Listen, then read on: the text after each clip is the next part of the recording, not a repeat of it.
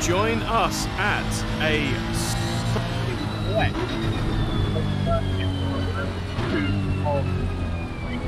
season of ISDA GT3 racing in the rain. The weather in the Italian countryside is putting me right off. So the one thing that isn't putting me off is the gorgeous interior of this Honda NSX GT3, currently driven by Zoran Joncic up through the top of the hill. Good evening to Vucinic.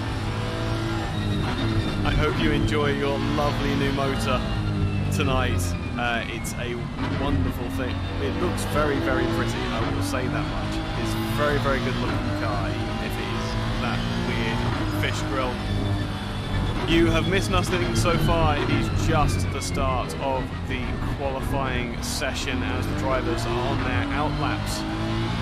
Let's just enjoy the brief moment of silence that we get before the timetables really start to go a little bit insane. Through the final corner comes Zoran for the Orion Race Team, number 24. Let's, while we have such a good perspective for the opening circuits of this qualifying session, let's go through a corner by corner. We all know this Imola circuit as we come along the start finish straight into Tamburello, the left, down on the brakes, a very narrow line being taken by Joncic here. Not really confident on the brakes that is going to get the car stopped in time, but will set a decent pace to start with into Villeneuve. For the first time lasting under hot conditions, and up to Tosa. Remember these names, they will be critical places through the course of this 2-hour endurance round of the championships. Now drag up the hill towards Piratella. There are no cars behind at the moment, so plenty of space for Joncic to choose his line and his braking point. Don't hit the curb too hard on this particular occasion in the wet, otherwise it will spit you out to the other side. Down to Acqua Minerale, one of the most difficult sections of the track. Carry as much speed as you dare. Dare being the operative word there, because just the slightest bit too much and you'll find yourself spat off onto the tarmac on the outside. The Variante Alta chicane, slowest point of the track it really is, and a test for the driver's spines as well as their driving. Skillfully navigated by our camera car, and then down the hill. Downhill braking for Ravazza. You have to brake earlier than you think you do. You can carry a lot of speed onto that curb on the outside, but that unsettles the car. As we see the driver having to correct onto the start-finish straight once again. That is your corner-by-corner guide to the Imola circuit. Get used to it, because we are going to see plenty of action throughout the course of this evening. Good evening to Mihalo, to Tom, to Steve. Good to have you with us as always, and just in case it's not obvious, I do have YouTube chat open and ready. I only have one set of eyes, unfortunately.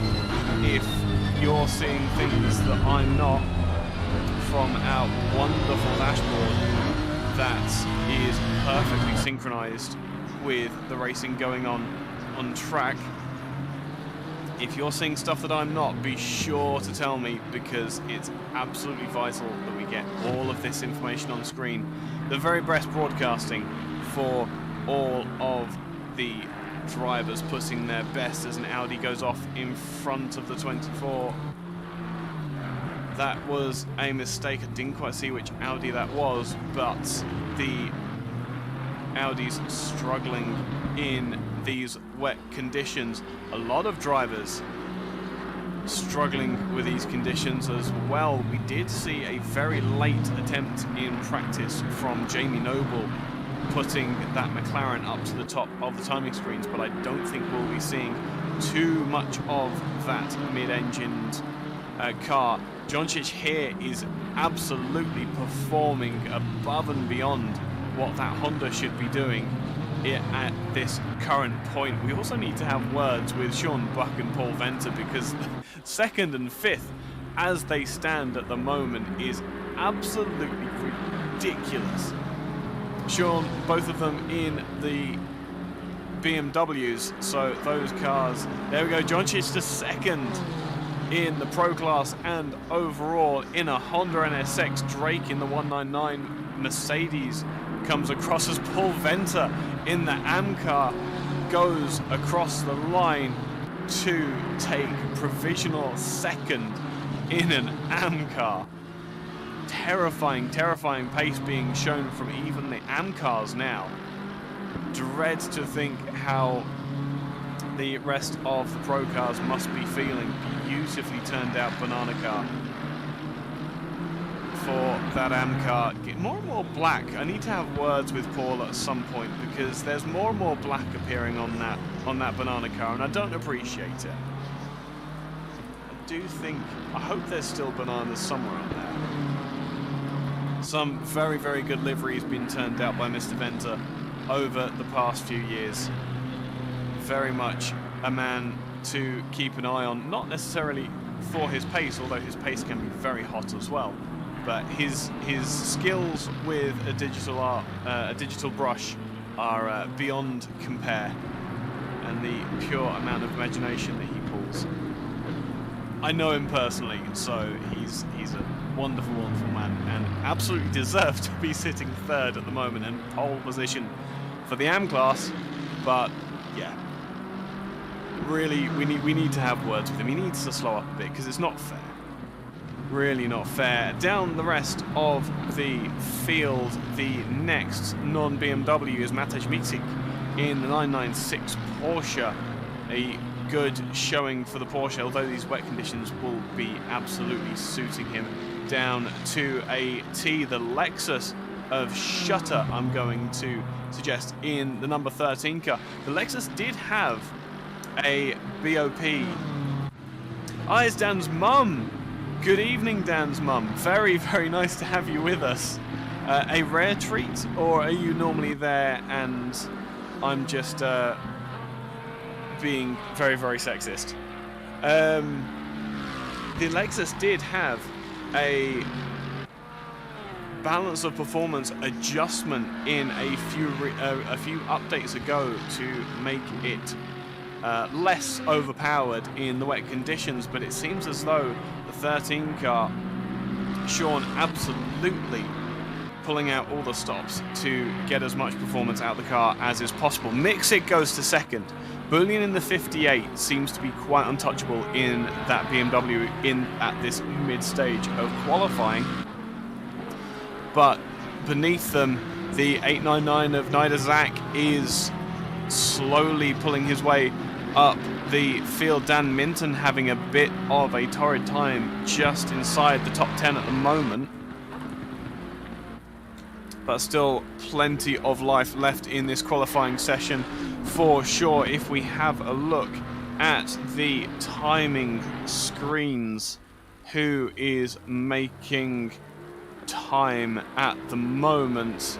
Minton is going faster, and he's 2/3 of the way through the lap. Didn't get a very good drive off the Variante Alta chicane, but there is still time to be made in the rest of the lap, and 1/10 of a second he's up at the moment would put him well within the top 10, troubling the top 5 almost, just as long as he can get it all pulled up together. It seems that that's not happening at the moment. The track, it might be getting wetter. He will make up one position, so back into the top 10 for Dan Minton, reclaims his 9th position. I think we need more cars on track, ideally. The more drivers that we have running around, it's a shame that Mr. Borovic has had his qualifying ban. It is Borovic, isn't it? It's a hard K for that one. Borovic has a quali ban, so we'll be starting from the back of the grid. So driver to be watching in the 22 BMW. It seems as though he's got the car to... Seems as though he's got the car to do it if the rest of the top 10 is ever anything to go by. Mrs. Minton is normally there and keeping quiet. I heartily recommend that you make yourself your own YouTube channel so that we can have. I think our record at the moment was 4 members of the Minton clan in YouTube chat at once. It would be awesome to break that record.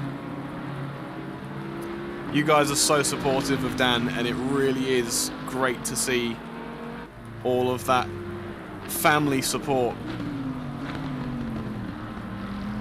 through all the seasons that he participates in. Mr. Langodico? Nope, now I'm confused. Good evening to Stefan Smith. Oh my goodness, I think... Is that the number 2 car going faster? The number 2 car of Sean Buck is going faster. This could be, if all goes according to plan, a very, very big step back up the top 10. McLaren of Niederzach comes through to sit just behind the number 2 car on the provisional timing screens. He's going faster again, but comes into the Villeneuve chicane and loses out that time. There is traffic in front of the Lamborghini.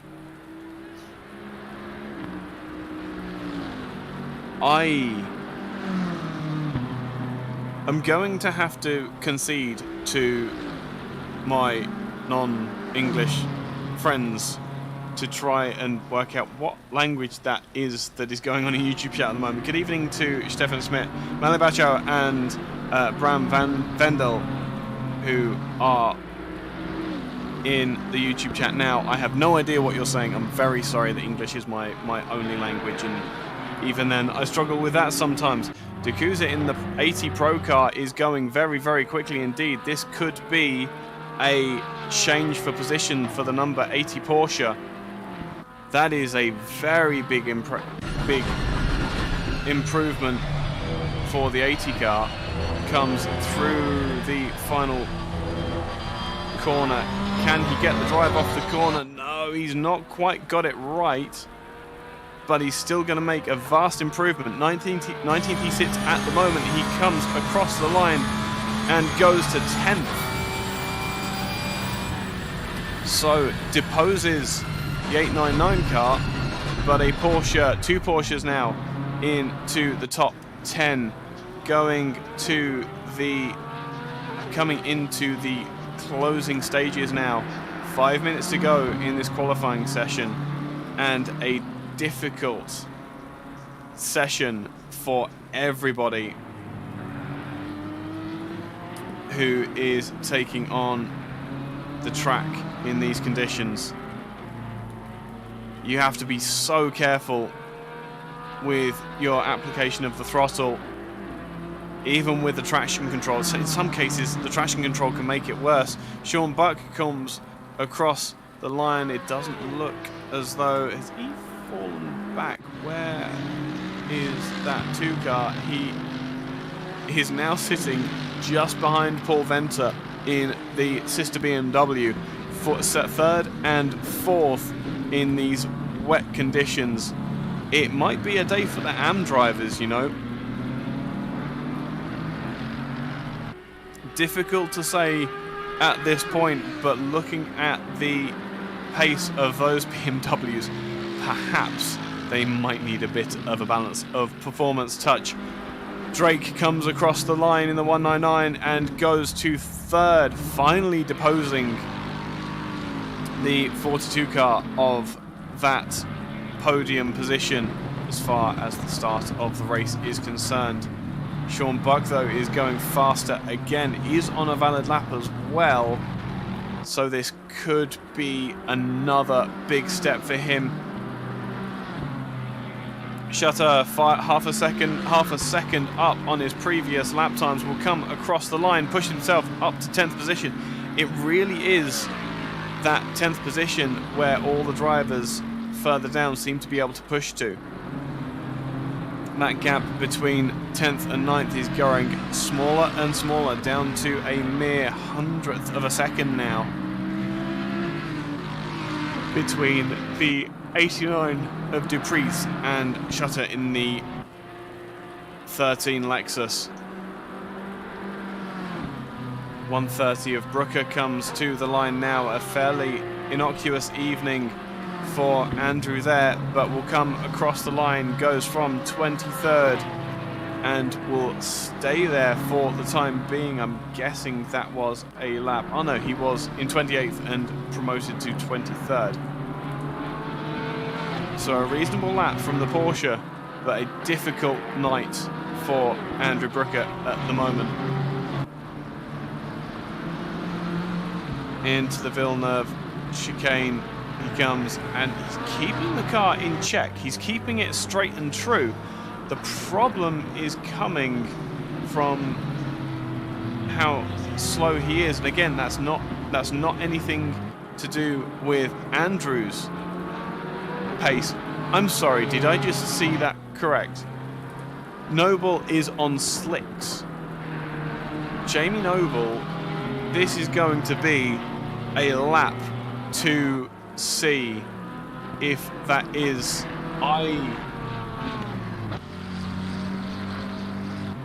I have a second camera keeping an eye. I am terrified to know what the performance of that Beans car is. We're coming. He's going to have, if he can get this together, there is enough of a dry line that it might actually make sense. Let's stick with this Noble car. The preparation on this lap is going to be key. He can't slow down. Oh, a big twitch on the exit of Piratella. He doesn't want to do that next lap. This lap setup is going to be critical by the time he gets round to another lap. He has got one lap to do this. It's either going to work or he is going to look like a fool. Either way, I hope that we are going to follow him every step of the way. The rest of the only other man outperforming himself at the moment is Dan Minton, who is half a second up on his previous lap times, but we'll see where that 888 car can get to come the end. He goes onto the wet stuff to let the BMW pass. I don't know if this play from Jamie Noble is going to play out. On to the start-finish line he comes. This is the lap to end all laps for the 28 car as he comes down into Tamburello for the final time this qualifying session. Gets on the brakes. Did he get it stopped in time? He does not.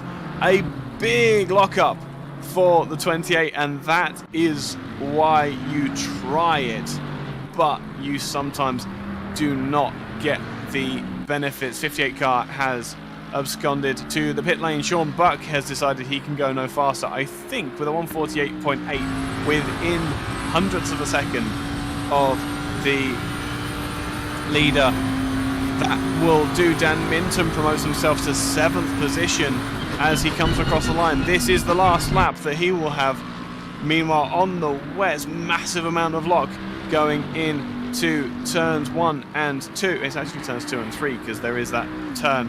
That was a little bit tragic, absolutely. Into Villeneuve now. Looks a lot more under control on the brakes. Great looking livery for Dan Minton there as well.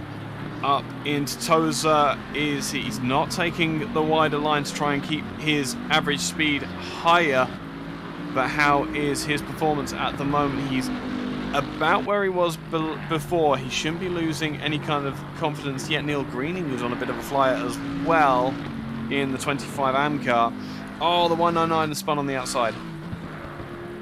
Drake retires to the pit. Is Minton. He's still within the limits. He's 4/10 up. Oh, and he had to escape off the track. That's that's heartbreaking for Minton. As always, showing immense pace in whatever he drives and just not able to convert. The 806 of Fuertes comes around the final corner. The lap is about ruined, perhaps by the McLaren. He's faster, but not by enough. He might get one position.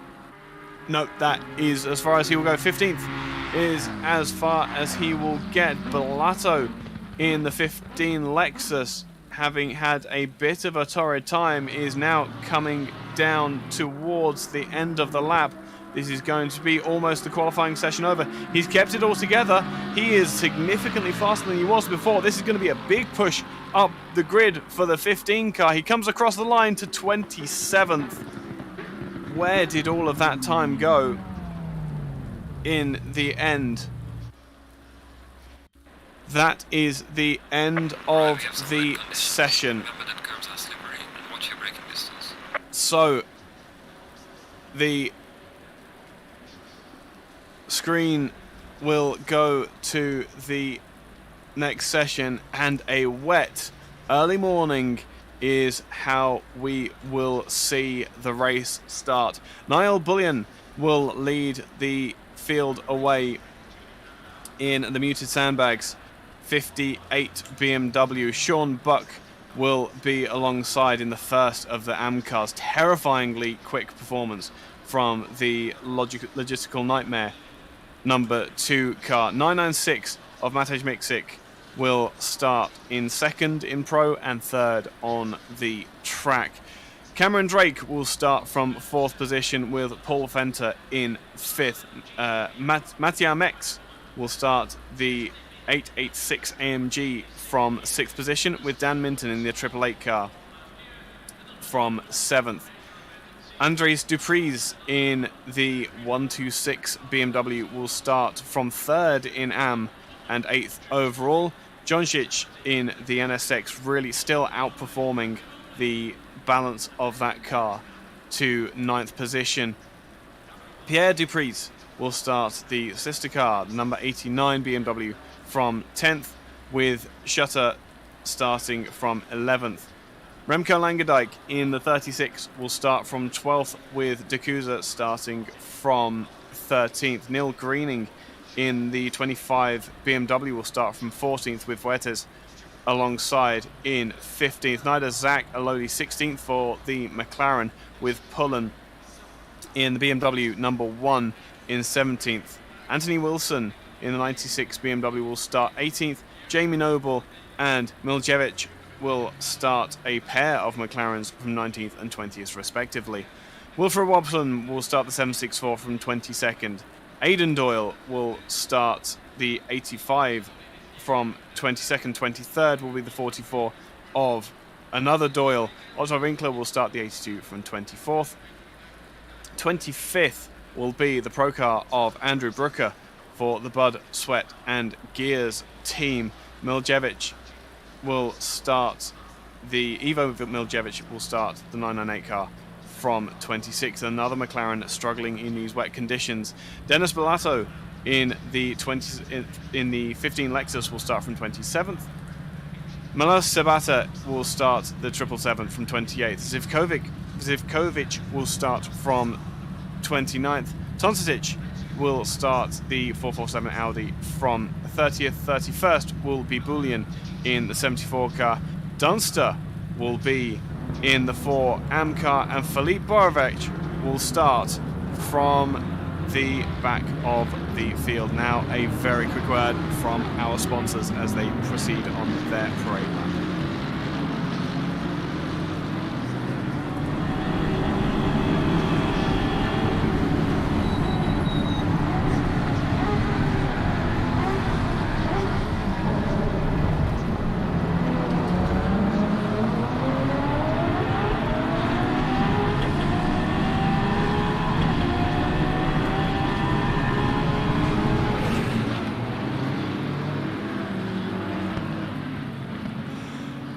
So, the most almighty of challenges for Filip Borovic in the 22 BMW. He has the machinery. We know he has the talent to take that car from the back of the field to the head. But it is still going to be an almighty challenge. Thank goodness he has 2 hours to do it in. No mandatory pit stops to be served. In these conditions, you're going to want a pit stop to be able to have a break from these conditions. The track is sodden. It has obviously been raining overnight, and with no cars to run on the black stuff, you have to wonder whether we are going to see the neat and tidy start formation that we are used to from ISDA. It's going to be a massive challenge as the rate penalties from last race roll through. There will be time penalties added, as well as potential drive-throughs and pit lane penalties generally for a very difficult race already. So neither Zach, let's have a look at the penalties that have been dished out so far. So the 58 car has 5 seconds, Mixic with the +10, +5 for the 199.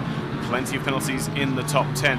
The 886 of Mex has a +10. Neither Zach in the 899 has 15, 10 seconds for Miljevic. This is race control. The following penalties applied from race 1 due to full course yellow infringements. Car 22, qualifying ban. Car 58, 5 seconds. Car 7, 10 seconds. Car 899, 15 seconds. Car 996, 10 seconds. Car 85, warning. Car 199, 5 seconds. Car 68, 5 seconds. Car 998, 5 seconds. Car 74, 5 seconds. Over. Thank you to our race director for dropping in and getting all of that out for us. Great to have the explicit numbers. Fantastic communication from race direction. That's what we like to see. They're formed up 2 by 2. The formation lap is completed surprisingly quick in these conditions. We wait for them to cross the line as they come for 2 hours of Imola. Are we green? We are not green yet. Oh, they're being held right until the very end. And there we go, a massive jump from the 3rd place 199. He's looking to make positions, but it's Paul Venter that gets the drive up the inside towards 3rd. He's looking for 2nd. That is Sean Buck to 2nd position. The Amcar through 2nd position, and a massive incident before we even get to the first proper corner. This has shades of Valtteri Bottas and George Russell last year. An enormous incident. We look to the replay. Very, very good work from our camera team. As always, this is going to be a difficult thing to unpick. Safety car, safety car, safety car. No overtaking. We watch as the replay comes through. It must have been someone must have had the worst start that must have cascaded that. And where has Borovic gone through all of that? He's 33rd at the moment. Yeah, they have gone apart, and it's the red car, red and black. What number is that got sideways on the outside? And at that point, there's so bad conditions. There's nothing you can do. There was... do you know what? I find it so difficult to apportion blame in that particular incident. That was absolutely just the 85. It was Doyle who seemed to precipitate all of that. So a very, very difficult start to the race for a number of cars. But the race directors, as always, entirely on top of things and able to neutralize the race and get us all ready for a much cleaner restart, perhaps. Always very difficult for these conditions to see the race neutralized like this, but with these conditions, the mix of Pro and Am, it is absolutely to be expected. We see these kinds of things in real life as well.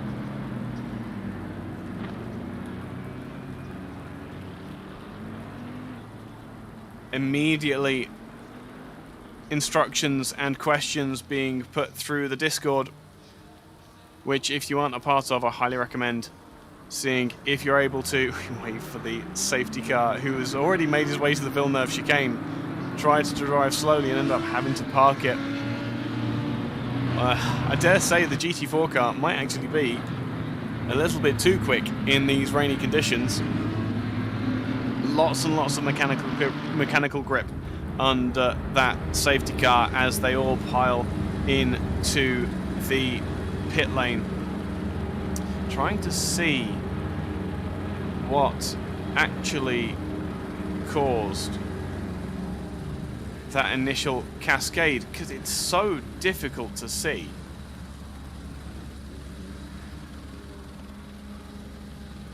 Oh, it was a touch from the Aston.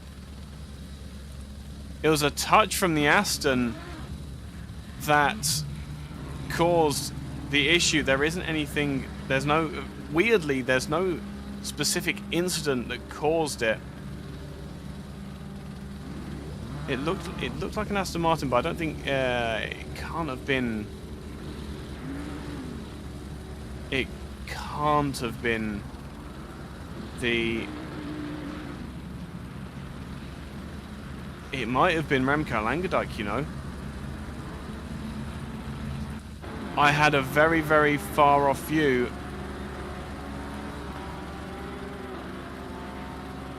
Unless I'm very, very wrong. Having a look at the replay now. I think Brooker got hammered twice. What an awful... I do think that was Remco Langendijk. Just the slightest of touches on the back of the 85 that caused the entirety of that cascade. Jamie Noble's got a drive-through for speeding in the pit lane.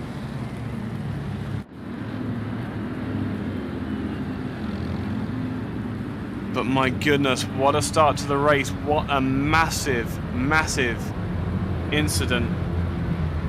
Yeah.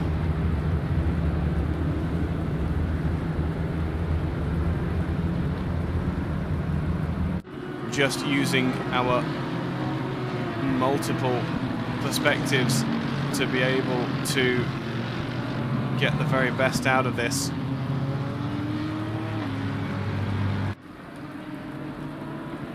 But the race was neutralized very quickly by race control, as we would expect.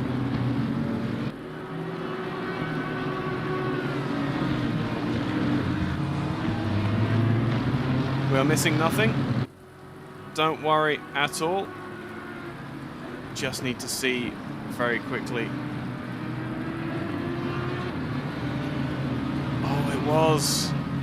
Oh, it was. My goodness. Hang on, this is going to be very, very tricky for just a second. I will ask our race director.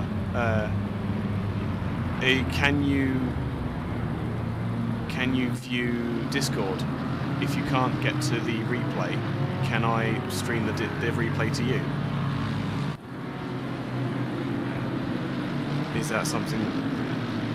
This is good. Old car number 22 gets a drive-through for failing to start from the pit lane. Drive-through for car number 22. Ooh.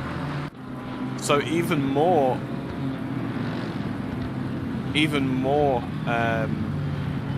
issues. The replay you want to start from, focus on car 36 and start from 640. That is what we want to be doing. Technical issues plaguing everybody, but we see nothing. So, number 36 car in the formation here.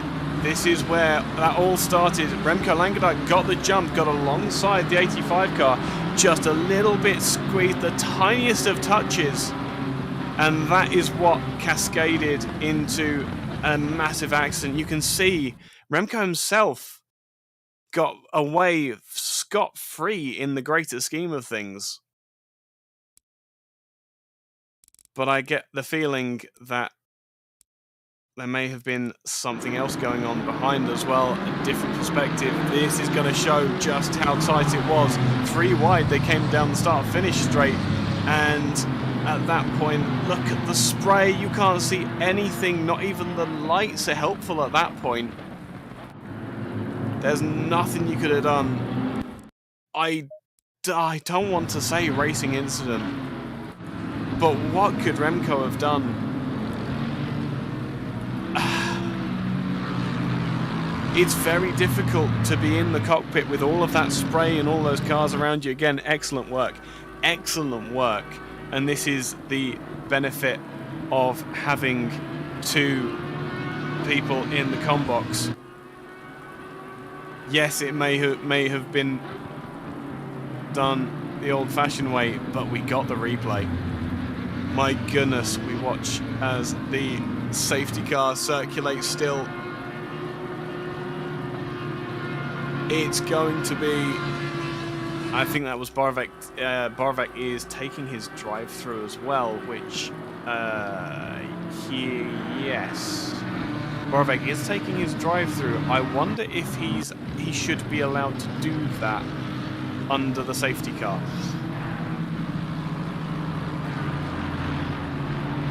We will see. We'll see.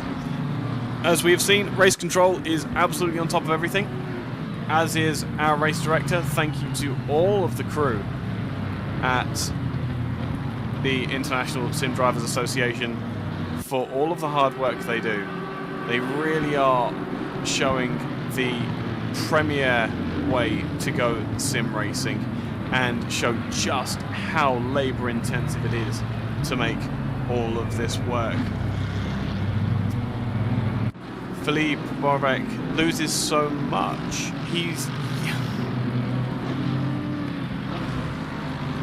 If he started from beautiful point from the YouTube chat, made abundantly clear, if he had started from the pits, he would have missed the carnage, been able to navigate, and would not have got a penalty. Simple mistakes, procedures, it's all very, very complicated, but it will have been laid out to all the drivers before we got to this point. What is expected of them? ISDA's communication has been flawless throughout their... how many years are we on at this point? 3 or 4 years? Insane amount of... But this is the thing, Barvek now is able to run at race pace. Can we get the cameras on the 22 car for a second? He is quite a way behind the field, but he is running at race pace. And what this is doing as well is it's getting his tyres and brakes up to temperature, so he is going to have, for all of the disadvantage that he's got to run through now, he's going to be able to run all the way up to the back of the field as he joins now. And his tyres are going to be a darn sight more up to pressure and heat, as well as his brakes, than the rest of the field in front of him. This is race control. Safety car goes in this lap. Safety car in this lap. Over. Question to Mally quickly. No. Oh, no? Okay. There you go. Borovic served his drive-through under the safety car. Is that acceptable? Yes, it's specifically given to him during the safety car period, so that we send him to the back of the grid. Perfect. Thank you very much for the clarification. Really appreciate it. Welcome. Difficult things, these wet races. Yes, penalties from the last races. We did go through them before they came to the 2x2 grid.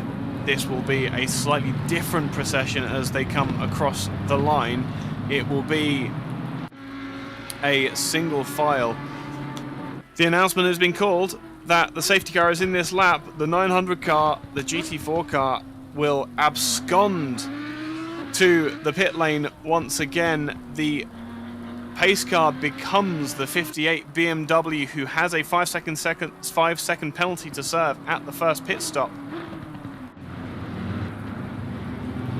That will put a slight damper on Niles, but he jumps early as well. The 58 car is going to gap the 996. I don't think Miksic was ready for that at all. It is an enormous gap as the 58 BMW crosses the line, and we are racing again at Imola. Cameron Drake will cross the line third in class with a 5 second penalty as well, so that will all be net neutral as they come into turn 1 for the first time under race conditions since we started this race.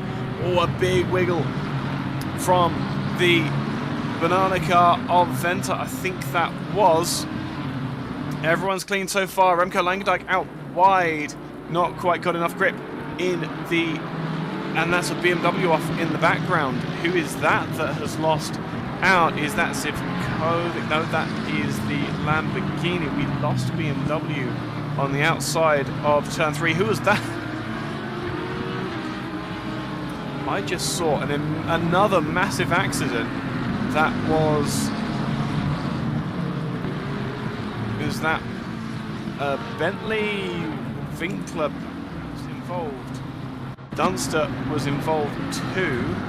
Let's see if that has arrived. What is the number of the 82?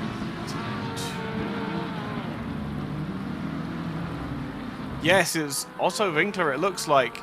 Got on the brakes. Oh, and then the Porsche with the Lamborghini, with the McLaren on the outside. Yeah, it was Dunster that came off worst of all of it. So yeah, a difficult, no safety car being called. All the cars managed to get back going safely, but a massive gaggle of cars coming down towards the end of the lap. Sean Buck in number 2. Where is he in proceedings? Still in third position, so this... So Borovic's already making positions up the field. Very difficult one coming down to the end of the lap. The Lexus is going to be strong off the corner. Who is that on the left-hand side that is slow? It looks like an Audi through the spray. Yes, it is. 447 of Tonstich. He will lose out to the 22 car. And look at this fight. Bellato, Greening, Doyle all ahead of the championship leader. Power Racing number 22 comes through the turn 3. So much work to do. I have a feeling that Borovic is going to be sat on the leanest fuel mode that he can possibly get to. Oh, the 74 car of Lee Bullion, not the leader. The leader has, however, lost out to Matej Miksic in the 996. A Porsche leads as the 74 car got turned around by the looks of it. And has only just gotten going as well. Heartbreaking for the 74 car. Still under green conditions. So all of these little incidents are being taken in their stride for race control. Oh, massive incident as the Porsche tried to take avoiding action, outbrakes himself, did Andrew Brooker, and clattered the side of the McLaren. No, I think it's going to be Andrew that came off worst, and the Bullion is off again. Coming through the dip at Aqua Minerale. I wonder if he jumped or if he was pushed. There was contact.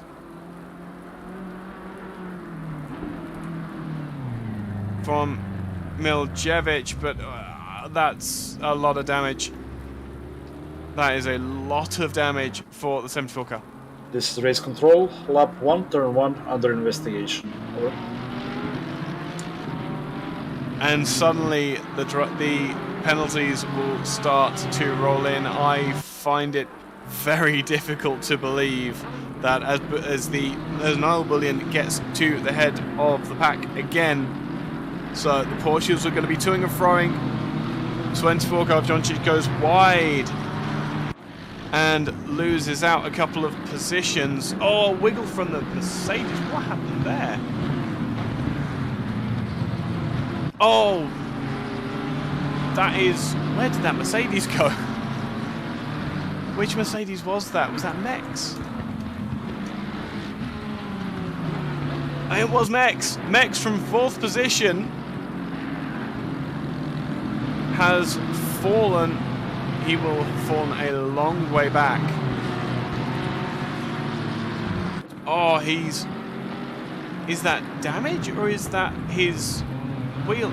That looked like controller problems. That was a very, very weird wiggle. Almost before the braking zone into Aqua Minerale. Oh, and a very difficult rejoin as well. I don't envy Mex. I do not envy Mex at all. He is now down with the number 1 car of Pullen, so dropped down to 20th position.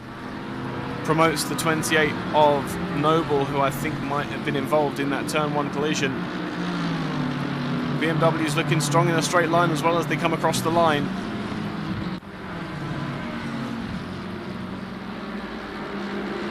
And across the line, the position will change. That particular Aqua Minerale is a killer in the wet, coming through from the stream director. That's probably a better word for him. But the Mercedes goes back through at Villeneuve. Lots of pace in the 886 car, but then loses out. Might lose out to Doyle as well. There is a group of BMWs in the background there. D'Couza in the number 80, putting pressure on the Audi of Fuertes. The Porsche, as a certain Mr. Vucinic said, is a goat if you can tame it. Absolutely agree. And now, I'm sorry, Ivan, I apologize profusely, but your surname is going to catch me out. Rain pulls out men from drivers is a statement that I will state as his and not mine, but it's hard to disagree, really. What a race this has been already, and we're only 20 minutes, we're 20 minutes into the race, good grief. Mex, meanwhile, has lost more positions in these conditions. They touch, does Cameron Drake, and the 996. Oh no, this is going to be a massive spin. And this is going to be a difficult rejoin for Drake as well, after he just set the fastest lap of the race. Got together with Mick Sig and another spin on the grass. Oh my goodness, what an awful turn of events for Cameron Drake. Oh, and on the rejoin, nails the McLaren.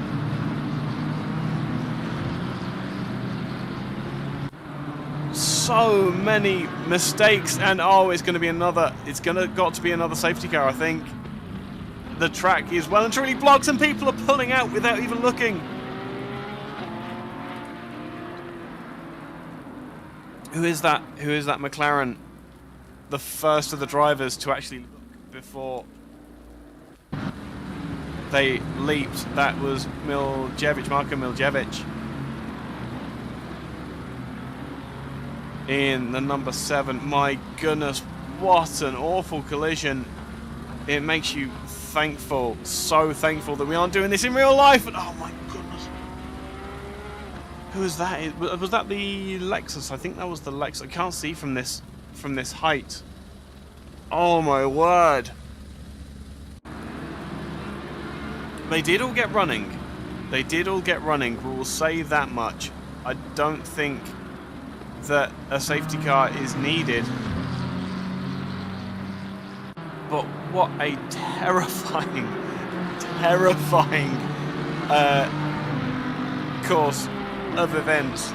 The rain really is bringing out the best and worst in these GT3 cars. BMW of Decrees looking to the outside of the NSX. This is going to be a brave maneuver if it does happen. Looks confident at the moment. Remco Langendijk is in 6th position now. So I dare say we may have a penalty coming for that number 6, that 6th place. Number 36 car. I find it very difficult to believe otherwise.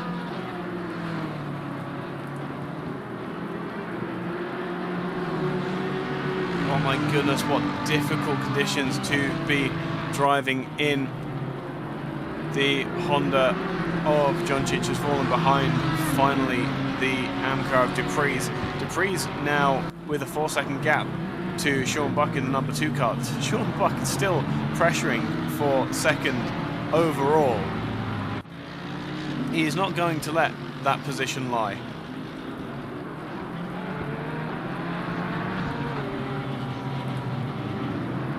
Oh, as Joncic gets it wrong on the exit, will let the NSX back through. Suddenly, Joncic is back in to 4th position. As Wilfred, what's that? That looked slow. That looked really slow for some reason.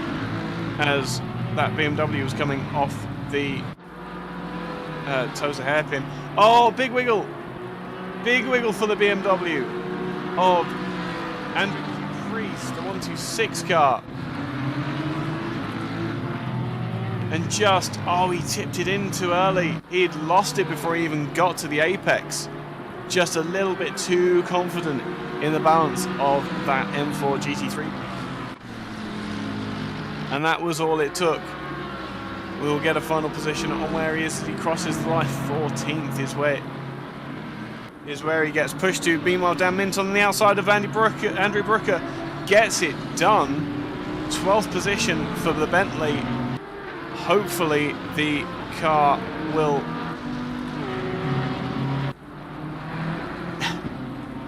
hopefully the Bentley will live up to his Boatley nickname. This is race control. Car number 36 gets a stop and go 30 seconds for causing a collision in lap 1, turn 1. Over. A harsh penalty, but deserved is the wrong word. Deserved is absolutely the wrong word. It's a difficult circumstance, absolutely a difficult circumstance, but the brake pedals are always there. And the impact that it has had on this race is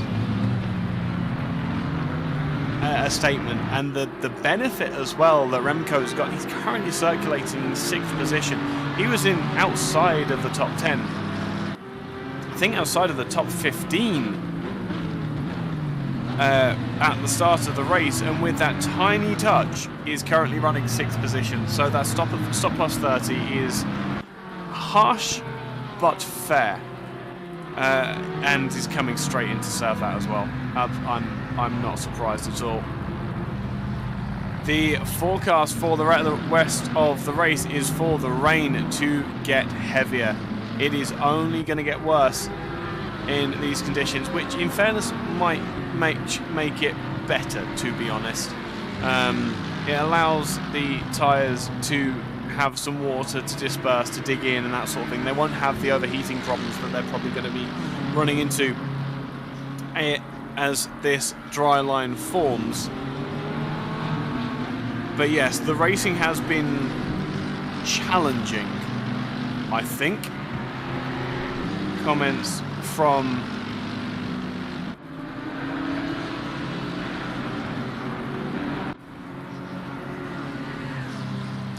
broadcasting director. I'm going to read this verbatim because that is a wonderful phrasing.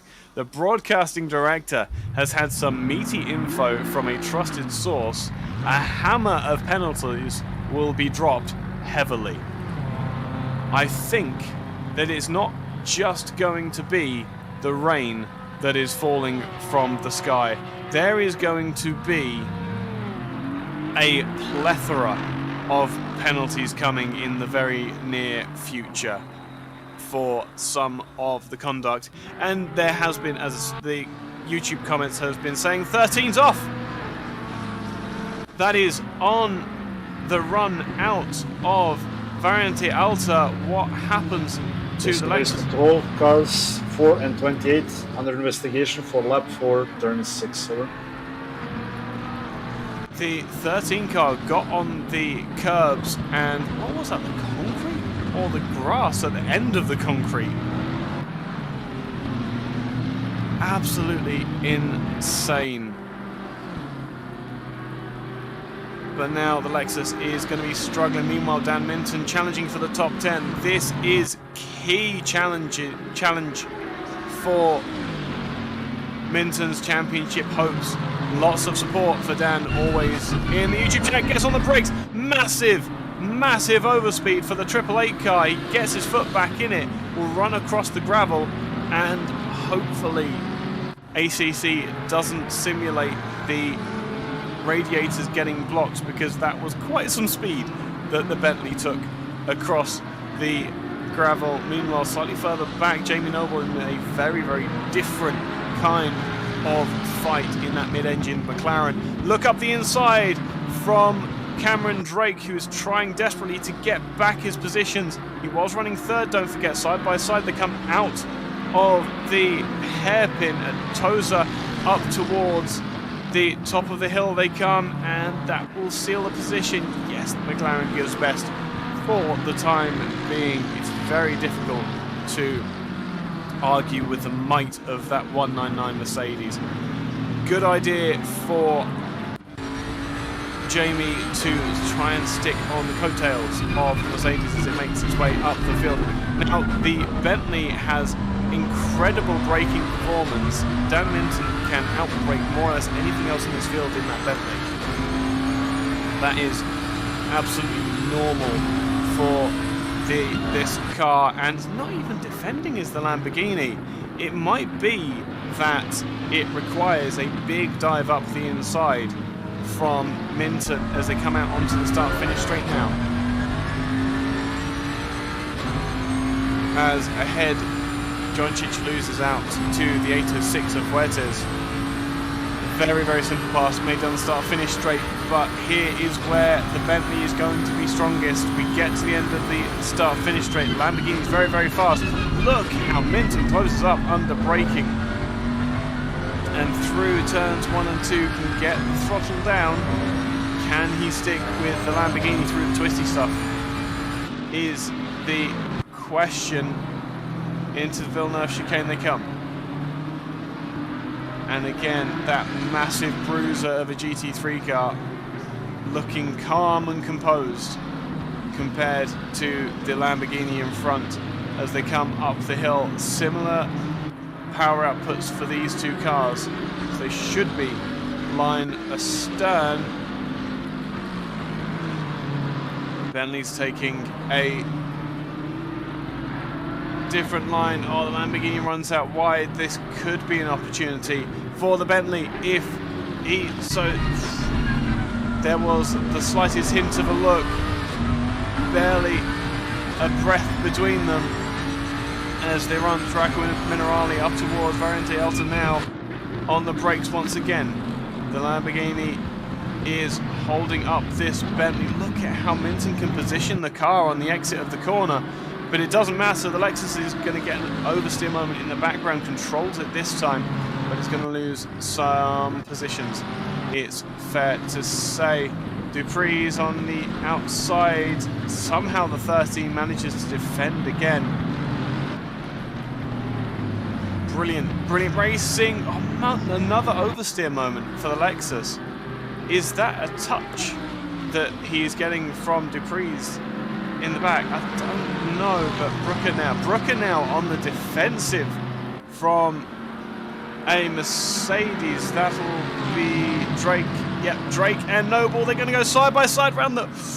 Noble did the very, very clever thing of getting on the brakes nice and early. These two are going to slow each other up. It could be that the Porsche has no speed. This could be 2 positions for Jamie Noble on the run down towards Villeneuve. They come over to block. The 130 leaves space.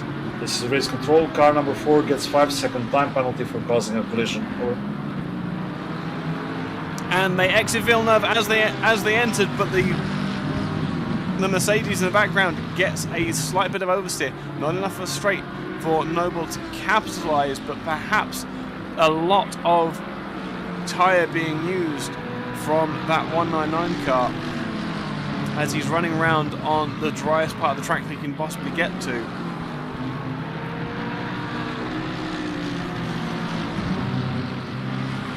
Down towards Acqua Minerale again they come. Mercedes keeping it all in check for the time being. Meanwhile, Neil Greening is pressuring the 998 of Miljevic. This is for M-class positions, so if Greening can make the car work in this stage of the race, this could be a boon for him. On the brakes into the chicane they come, and remain the same on the exit. The final run down towards Rivazza, however, this could be an opportunity for the BMW. Has the McLaren punching a hole in front. He has a look up the inside. Very non-committal attack there. Just perhaps setting up a pass over the start-finish line. It's the most boring of passes, but it's the most efficient. Use the drag of the McLaren in front as they come across the line. The gap will be down to under 0.2 of a second. They switch sides as McLaren goes defensive. Can Greeny make it happen around the outside? It's going to be on the brakes if anywhere. It's very difficult way to make this happen. No, Greening gives the space and will now actually be under pressure from the 22 car, who is already up to 20th position. That's white flags. Is there a slow car?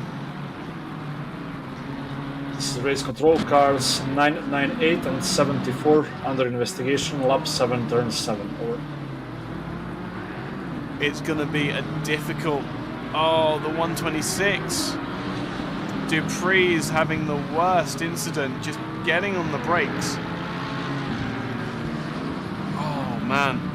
And a big kick of oversteer as well, trying to pull away as well.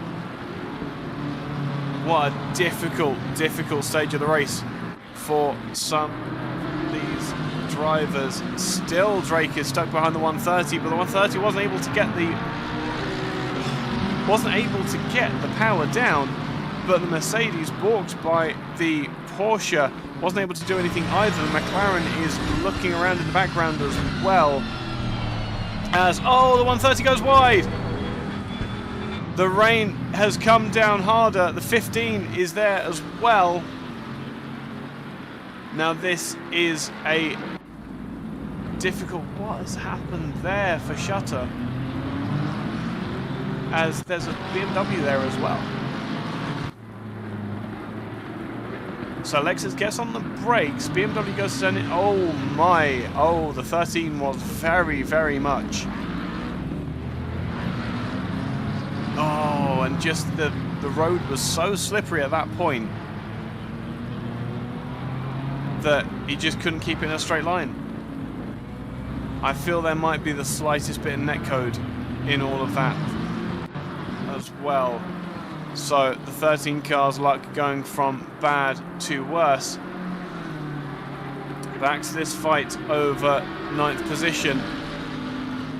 The Bentley doesn't need to be pushing the case. However, he may be gifted the position as the Lamborghini runs out wide once again. They're side by side coming down in towards Acqua Minerale. The Lamborghini gives best. He has, Zivkovic has tried so long to keep that Bentley behind, but will finally have to give best.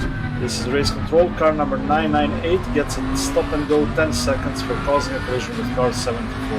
Over. So another massive penalty coming through. This is going to change the face of the race, with the 998 McLaren will be falling off the end of the field.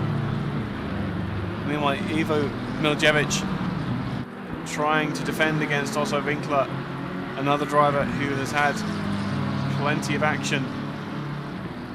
That's not right, that's Borovic who was against Doyle. There we go. Into the final corner. That 82 car looking resplendent as well. Lots of yellow going on in the grid this season. Not complaining though. Yep, Ivo Miljevic into the pits to serve a 10-second stop-go penalty. What a race this has been so far. There will be more penalties. Do not worry about that. The 36 car that was running previously in 6th. I think the Mixit car is probably the best to do an onboard lap with. Yeah, absolutely. That's a wonderful idea. The Porsche always sounds excellent, and in these wet conditions we'll be hearing a very, very different type of noise. Let's appreciate the noise of the Porsche 911 GT3R without me talking over it for once. Enjoy this lap on board with Matic Mixing. This is race control. Car number 130 gets a 5-second time penalty for lap 7, turn 12 collision with car 998.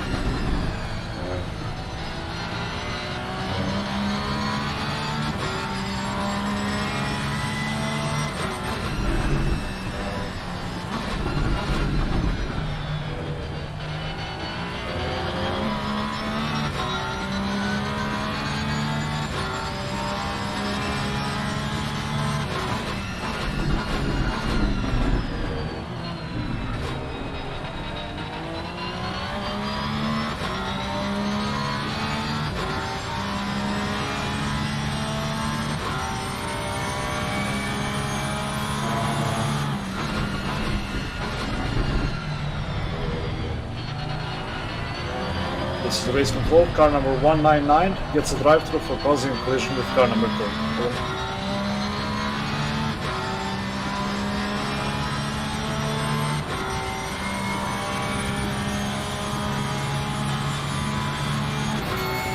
I always say that a lap on board with a Porsche is never a wasted lap, and Mixik absolutely not disappointing. Second in the Pro Class and third overall. It is only the indomitable BMWs in front, and what a return to GT3 racing these BMW M4 GT3 cars have made. Penalties coming through left and right because of driving standards. Let it never be said that ISDA takes race driving standards lightly. Bit of an oversteer moment, and blue flags for the BMW, just getting out of the way there.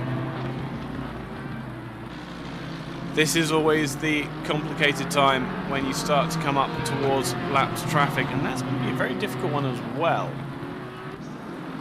Just see if I can find who that could be.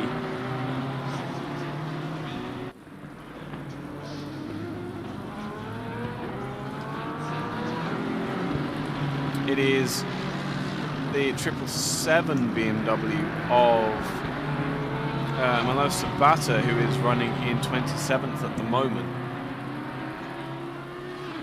So this is a difficult time for Sabata because he's been running in clear air, and suddenly he's got traffic to deal with, and yes, they are technically faster. But that BMW is very, very quick and should be able to stay within touching distance of at least that Porsche in a straight line. That is a different line from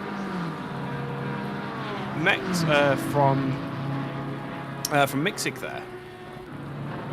I wonder if he's trying to cool down his tyres. This is race control. Car number 899 gets a 10-second time penalty for causing collision with car 80, lap 8, turn 14.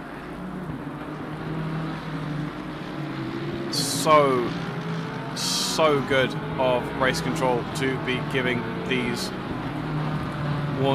information to us as well. Very, very difficult job for them at the moment, having to pull apart and dissect all of the incidents that we've seen. Big dive up the inside for the 777 car. Was that a pass for position that we've just seen? It was. Dunster had a difficult... Oh, another massive... What has happened to the 199 Mercedes on the brakes? Lamborghini's going to turn in unsighted for the 66 car. Oh, and then he's going to lose it all on his own. That's a massive impact into the wall. Cameron Drake, who was driving so well in the early stages of the race. I wonder how much of that was... Oh, he's running with a drive-through as well. So he's going to have to circulate at least twice to be able to get back to where he might be able to go. And now it's the Jamie Noble versus Zivkovic around the outside. This is a slightly better bet for an overtake, and it is. Oh, the cutback works perfectly for Radoslav, and the McLaren now has to do all of that work again. But it is Dupree's, these names are all new to me unfortunately, is Pierre Dupree's who could make up some lap time and some positions too out of all that. The 68 car just about holding on, but is significantly slower on outright lap pace. Pierre Dupree's though hunting two cars in this battle in a wonderfully turned out BMW M4. Vucinic, who is your karting rival? But here we go, McLaren coming back up the hill again.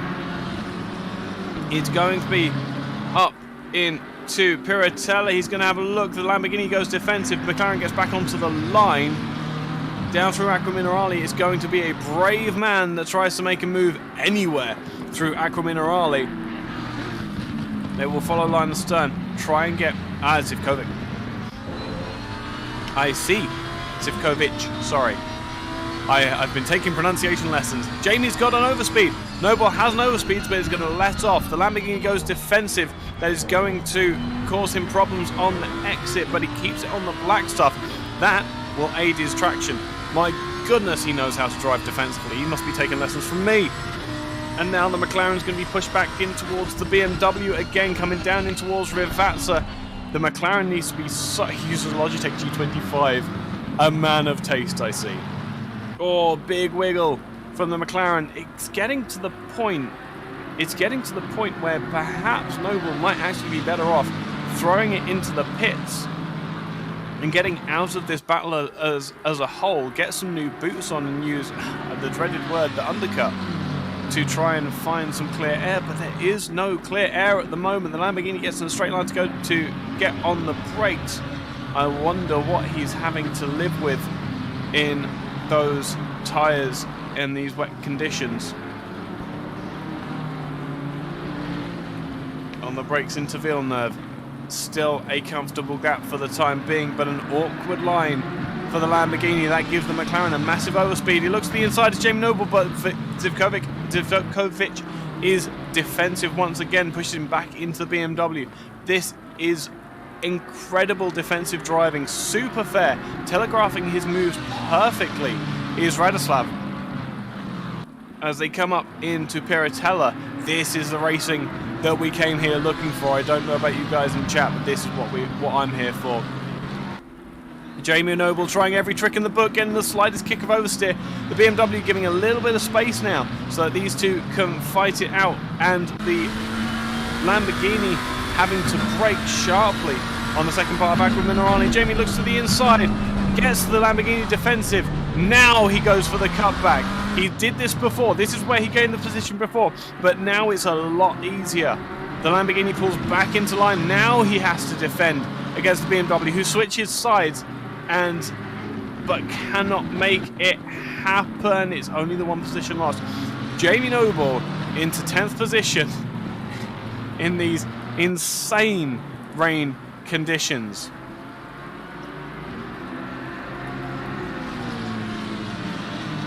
And look at the gap that he's able to pull. Now that he's got the Lamborghini out of the way, he's just a bloodbath in terms of actual pace into turn one. The McLaren is looking comfortable. BMW goes over the curbs in the background. That's not going to help him in any way, shape, or form. Elsewhere on the track, what are we looking at? Yeah, I saw that as well. The 15 of Bellato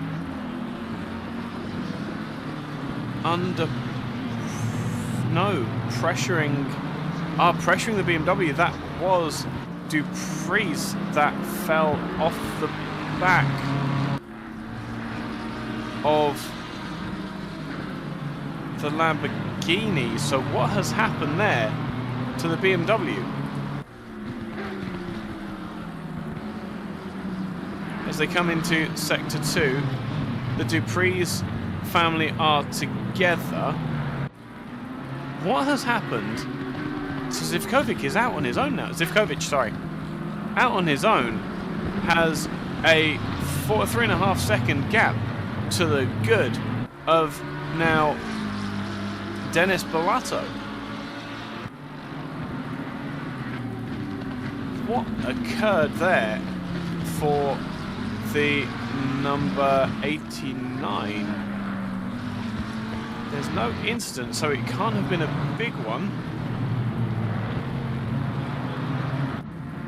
But now with, I would assume, brother alongside, at least he has some level of rear gunner. Great to see that Zivkovic can run his own pace, and he is actually starting to draw Jamie Noble in a little bit. Not by a lot, but a little bit.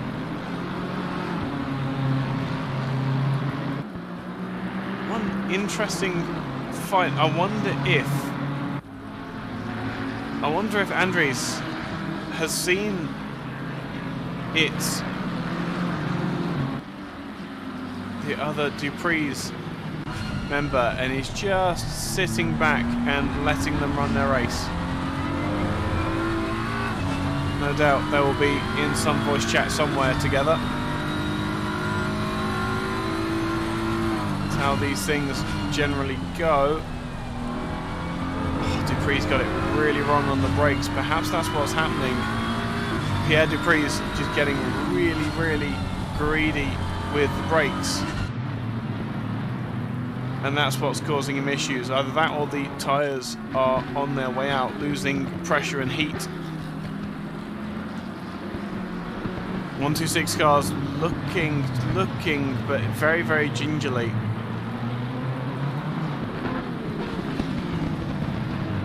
As this is now a fight worth watching.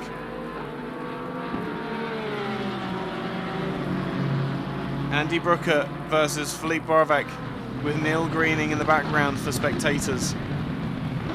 Paul Venter has lost his power. Paul, do you want to come and have a word with us and just talk us through? Because you were around in when quite a few of the incidents went down. Would you like to come and have a word? As the 130 goes defensive against Borovac, it's going to be no challenge whatsoever. Oh, he says that as the 130 tries to keep it in, lots of space being given by the 22 there. Great driving. This is what we expect from ISDA here. And now the Porsche comes back, had the inside line into Villeneuve chicane they come. But now the 22. Borovac is low because he had to start from the back of the grid, and then he had a drive-through penalty because he didn't start from the pit lane when he should have.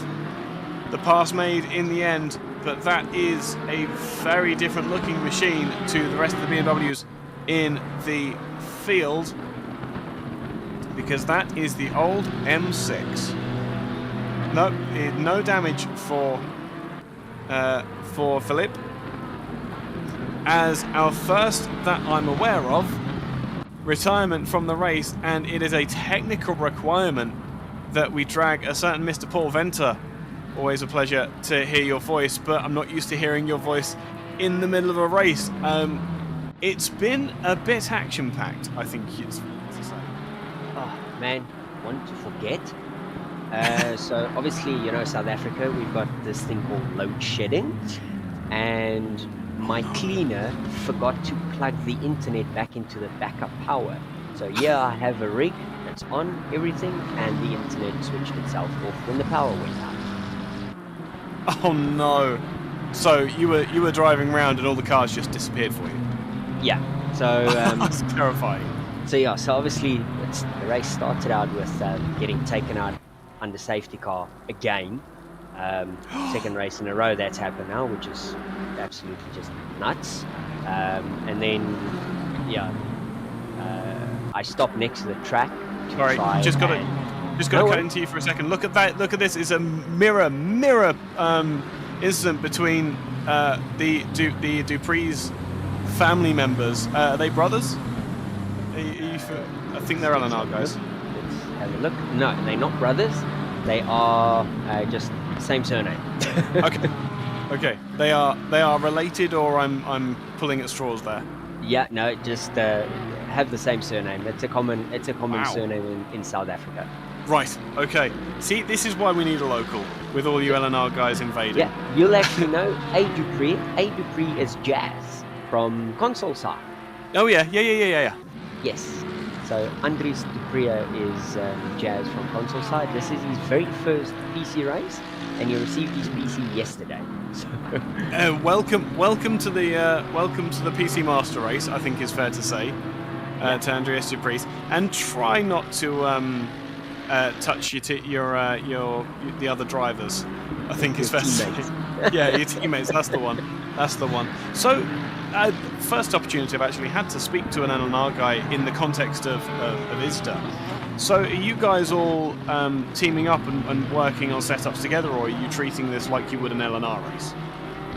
No, so we are working together to an extent. So obviously Jacques and myself were the outsiders always in the Bentley, and then we got convinced to come over to the dark side on the M4, and we are literally just breaking all the speed lap times that we did in the Bentley with the M4. So we are, to an extent, all working together, but everyone is tweaking here and there to their setups, to their liking, but probably about 90% of the setups are all within line of each other. Right, absolutely. So that explains the L&R presence high up the grid then, if you're all working together. The best part is Buck and Bullion are running 2 different setups. Oh, really? Yes. So one's running full aggressive and one's running more a full-on hybrid setup. So it's quite interesting to see how that plays out. Yeah, absolutely. Well, commiserations for tonight. No worries. It's absolutely don't watch the stream back. I don't say anything about you whatsoever. Awesome, no worries. But as always, it's a pleasure to speak to you, mate. I promise I'll be around more soon. No worries, awesome, man. I shall watch the stream and hopefully we can keep 2 L&R boys on the podium. That'll be awesome. Man. This is race control. Car number 199 gets a stop and go 30 seconds for causing a collision and dangerous rejoin. Car number 1 gets a qualifying ban for not holding brakes after an incident. Right, on that cue, I will run away. Yes. Congratulations, mate. You managed to escape all of those penalties. I wish for the best of luck for next race. Hopefully everything will be slightly more cushy with your setup. Oh, has Cameron Draker's pulled to the side? 199 car has got issues as well. I know he's been having his game keeps giving him issues. He tries to clear the drive-throughs and they don't clear, and then he gets a stop go 30. Well, he's just, as you heard, he's just been manually assigned a stop go 30. I wonder what's going on. Yeah, well, it'll be interesting if you grab him, or if you happen to speak to him at the end of the race. It'd be interesting to speak to him because I feel like he's going to have a story to tell. I will check if he's available for you.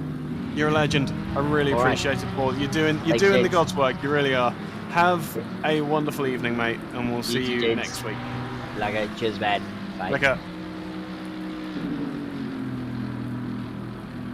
Mr. Paul Venter, there, a technical retirement, not for any level of rage, but because of the power management that they have to use in South Africa at the moment. Meanwhile, Dan Minton, doing exceedingly well in the Bentley, is currently circulating in 8th position and looks to be... Was that lapping or was that passing? That was a pass. That was a pass in Anne for the Doyle car.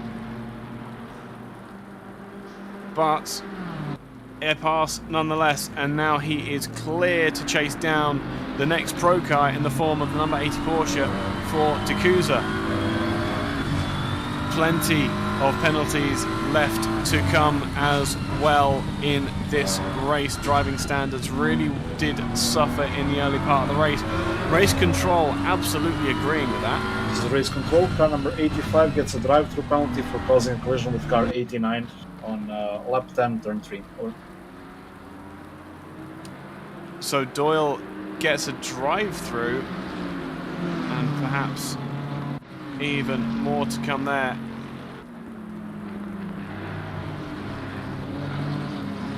What is going on around the rest of the field, though? We're getting to that point where you kind of want to be taking a scheduled pit stop, but we've had so many incidents and accidents and problems. Just about the only car who has... Is that a battle for third as well?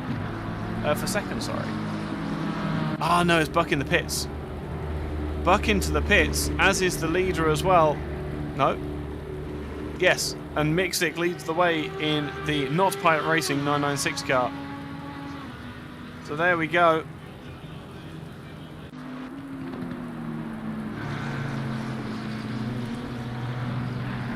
the strategy begins to play out as soon as I say it. Blue flags. Oh, this is going to be awful for Mixic. Oh, man. Yep.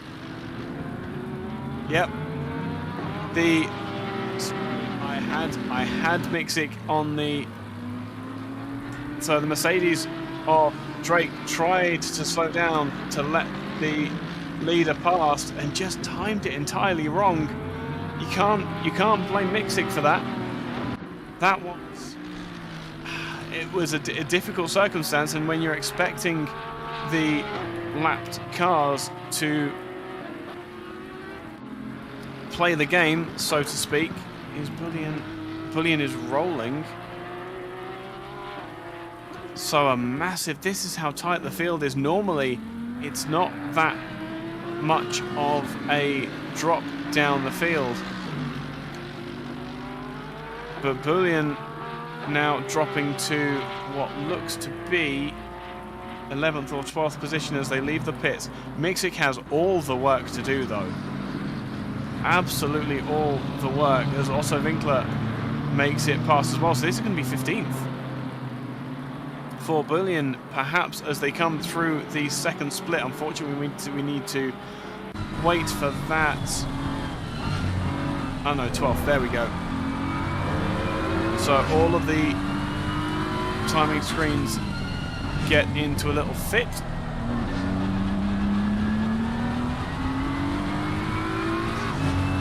As they come through the first split, it is Bullion in 11th, in 12th, also Winkler in 11th, but Winkler not having made a pit stop as yet will drop further back.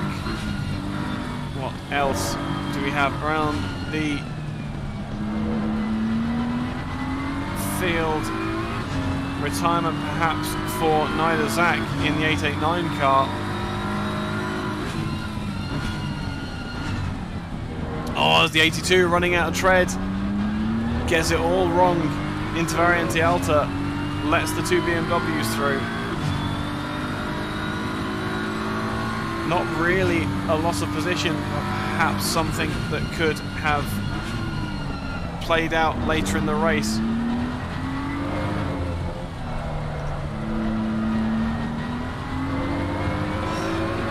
The broadcast director has given us a wonderful idea to ride on board with the blisteringly quick 22 cars, currently in 8th position, but that is the old M6. A little blast from the past, but perhaps a little break as we hit this midway point of the race and appreciate a little bit of classic GT3 cars from when GT3 cars really were GT3 and not the supercars that they're driving in now. That will be a couple of minutes break for me. I will see you all in a couple of minutes. Enjoy this couple of laps with the M6.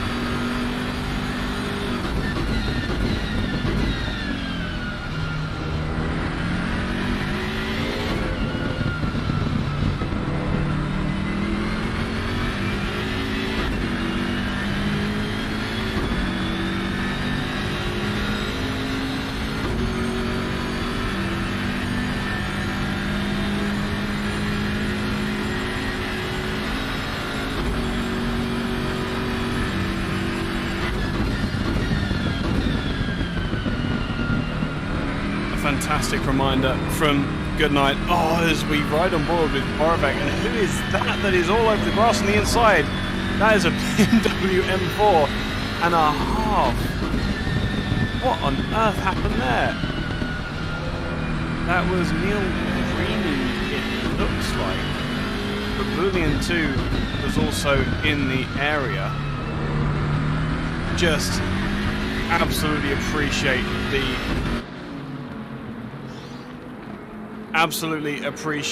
the sheer brute force of this BMW M6.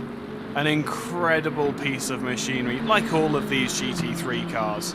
Not really built to do the job that it's doing, but mangled by BMW M Sport and tuned by the infinite amount of teams who have run them in the past. Just an absolute testament to how good and how diverse this GT3 class has been over the years. Bit of a lock-up there for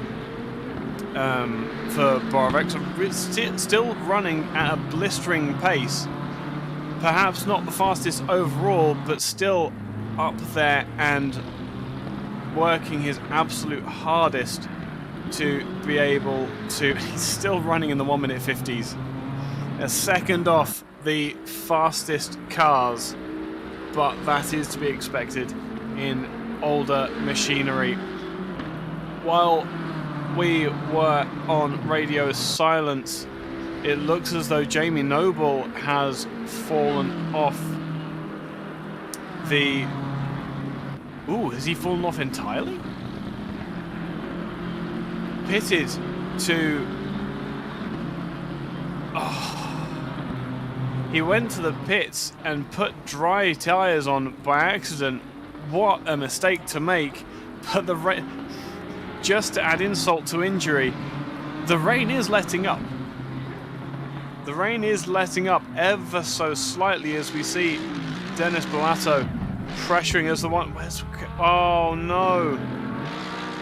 What's happened with the 199 car now? 28th position. Oh, he's at the top of the hill. Oh, he's up at Piratella. What happened? Oh, and another oversteer moment straight into the wall. My goodness, what an awful accident, what an awful evening Cameron is having from what has been...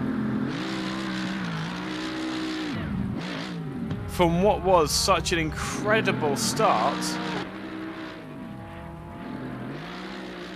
And he's falling off the back of the pack, 28th position. Nidazak still in the pits. I wonder if he has been called away and that's why he is still in the pits. Reminder to all of you watching, if you are friends or family of any of the drivers, be sure to hit them up. If they've had a retirement, get them to join Discord. We want to get their stories from their words. It's one thing me telling a story, but if it's complete rubbish, it's not really a very good story, is it? Especially with the amount of time and effort that all of these drivers... Buck just got taken out by Miljevic from second place. Is that something that came up on the incident? It is. We might be able to get a replay for that as well.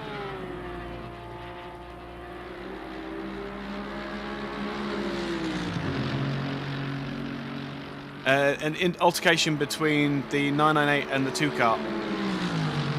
Looks as though the 2 was lapping the 998 and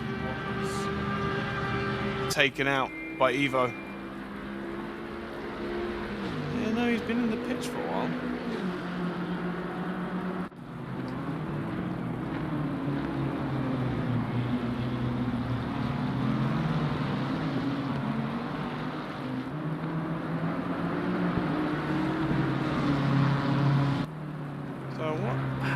There then.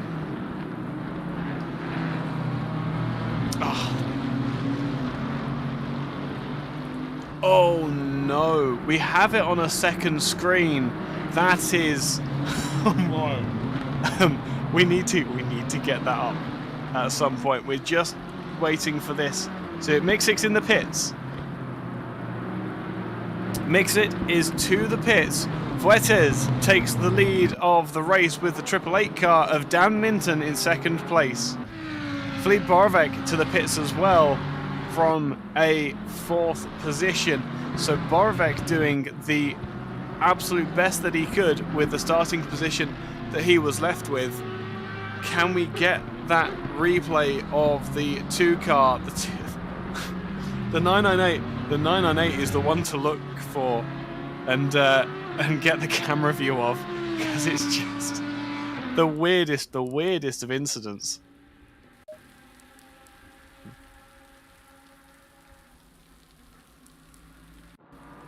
It was an Aaron 17 car 998. Yeah. Hey Garrett, man, I miss LNR as well. It's great fun to have you guys around. You're all so much fun. I just unfortunately I have a house move to deal with and other IRL stuff that happens. So what happens here then is that's the number 2 car behind of Sean Bucks. Blue flag's being waved. Number 2 car goes to the inside. The 998 gives him space up the inside, but then obviously the corner turns back. The 2 car goes to go for the racing line. What an angle! And just the 998 just tips the 2 car around. What a weird incident. What a strange incident. And that's going to be massive damage now for Sean Buck from what was 2nd position as well. Miljevic now sat in the pits. No, that's Fuentes there. Where's Miljevic gone? Is he still in the race? Let me see the timing screens. Yep, Miljevic. That's the other Miljevic.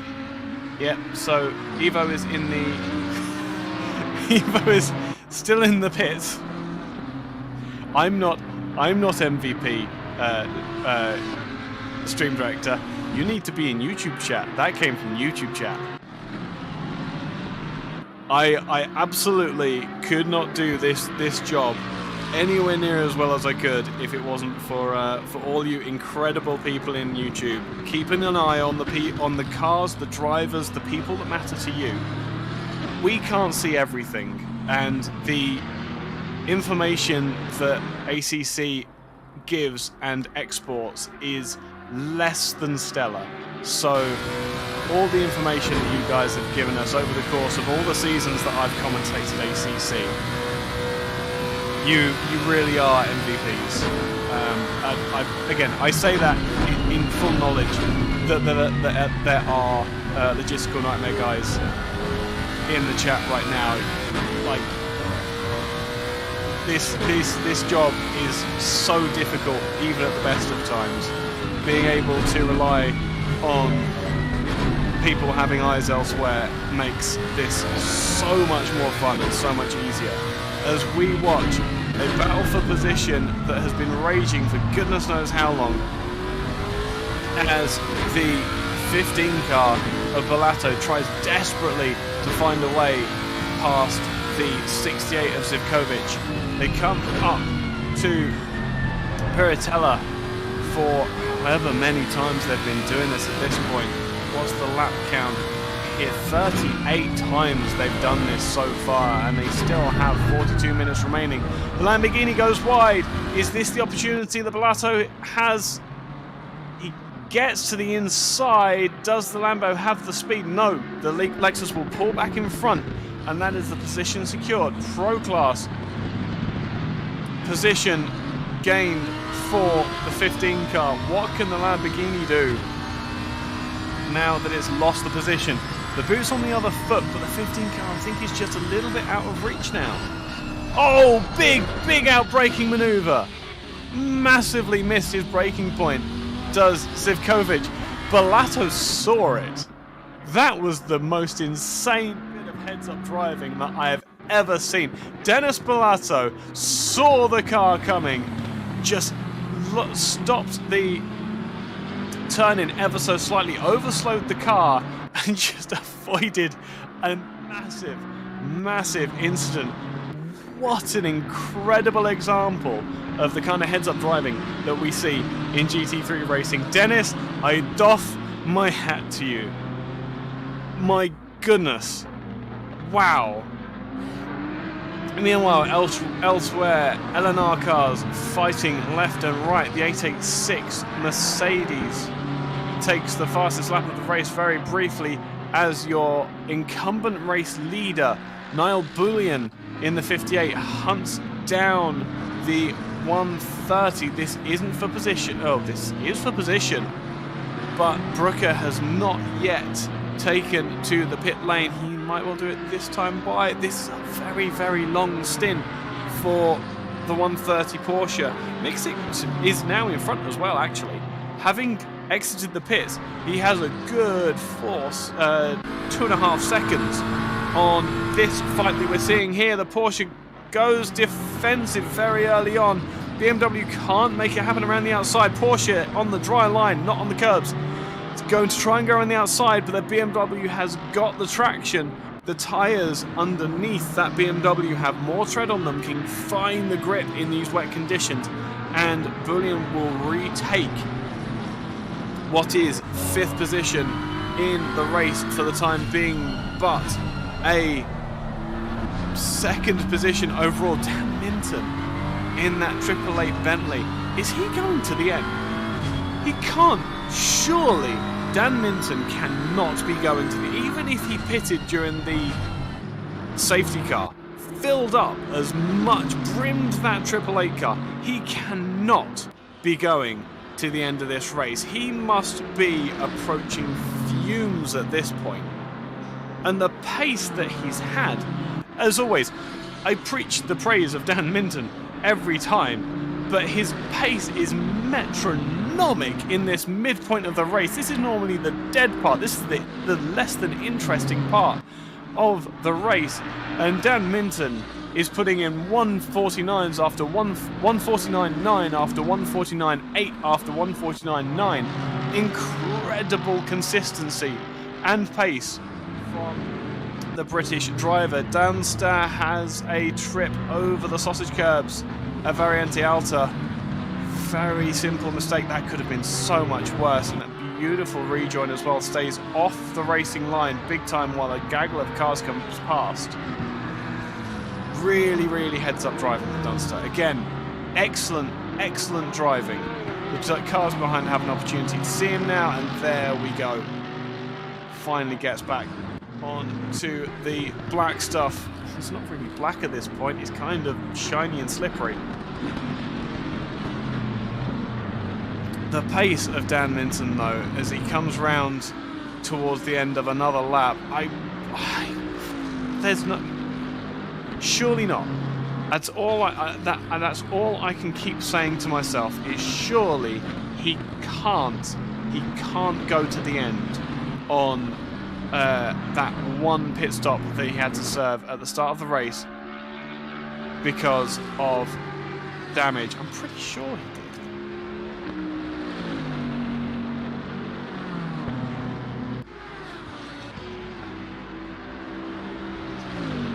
Don't have that on the dashboard. That's another thing that we just don't have the information for, unfortunately.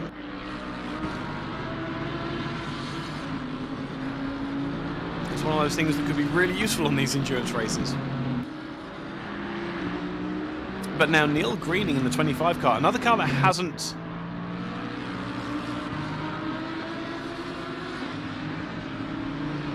Another driver that hasn't pitted, as well as Fuertes. Mixic is your pseudo leader of this race that has actually pitted during the race. Zoran Jocic, meanwhile, in the 24 Honda, pressuring the 80 Porsche, squirrely under braking. Difficult conditions up and down the field, all the drivers are doing incredibly well to be holding on to these cars in these ever-changing conditions. Rain not too bad at the moment, but it is set to get much, much worse. But NSX has the overspeed on the Porsche, but what can he do under braking? Porsche goes defensive. This is going to cause problems with the exit speed, but blocks beautifully at the apex. But the NSX still has a slight overspeed. Looks to the inside, now has the slightest of overlaps.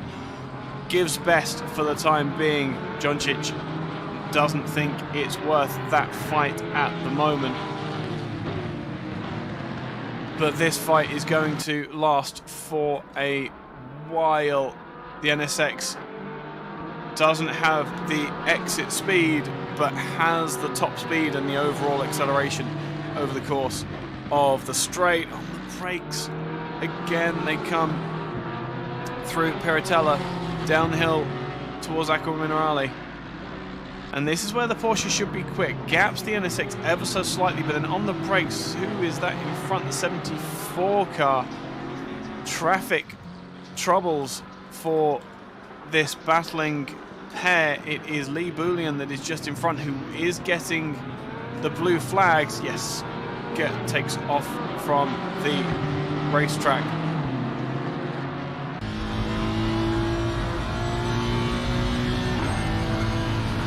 And so the battle can continue unabated. There's one more car ahead of this battle at the moment. That is the 4 car of David Dunster. We know that Dunster's very heads up driver.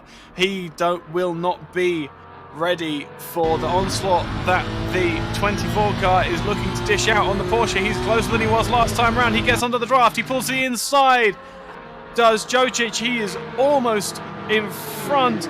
Gets in front, but can he defend into turn 1? He's got the overlap. Porsche gets on the brakes, and that is the position gained. It looked boring, but that was a tremendous amount of bravery from Zoran Joncic. Absolutely making use of the BOP that he's been afforded in that Honda NSX, and now goes to 5th overall at the moment. Dunster driving, as always, very, very heads up in that number four Porsche. Very, very well done to Dave Dunster, who continues to be a shining light of driving standards, even in the AM class, for all the races that I've commentated. And don't get me wrong, I'm not saying that he's fast, I'm saying that he is respectful. He is responsible, he understands when to fight and when not to fight. This is race control. Car number 126 gets a 15-second time penalty for causing a collision with car number 4. Fight over 10th position. Neil Greening in the 25 car has an overlap on Djokovic in the 68 car. The 68 tried to defend as strong as well as he could, and that is Minton in the pits. Minton drops to 3rd overall, and it is only Fuertes in the 806 Audi who is left to fall, but Miksic pulling a blinder on the strategy. The 58 car has obviously struggled in the traffic, having pitted slightly earlier, and the 996 car has made hay while the sun shines. Where will Minton rejoin? That is Bullion, not representative. Dunster, that is D'Couza, so it's 6th position, so he falls back. That is an incredible drive from Dan Minton to be 6th overall. Drive-through has come up for the 89 car. We'll find out in a second whether that has been administered by the game or by race control, judging by the pace of the race. This is race control. Car number 89 gets a drive-through for causing a collision with car number 22. Over. Oh my goodness, so more trials and tribulations for Philippe Barvec. Not only is he having to run from the back of the field, he's also getting into altercations with different cars.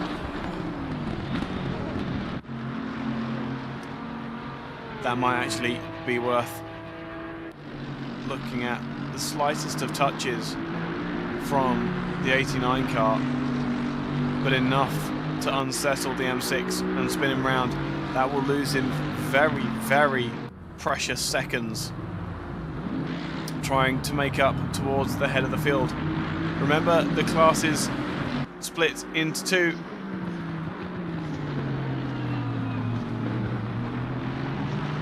So the red numbers on the timing screens are your AM cars, the white numbers are your pro cars. So excellent progress from Philippe to have worked up the field so quickly. In the last 90 minutes, again, this is just so cool. From the stream director, the stewards have covered 53 incidents within the last 90 minutes.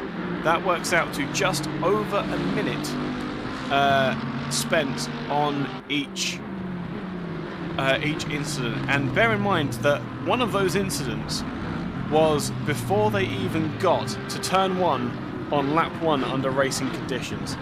Extraordinarily hard work from the race stewards, and regardless of what you think of them,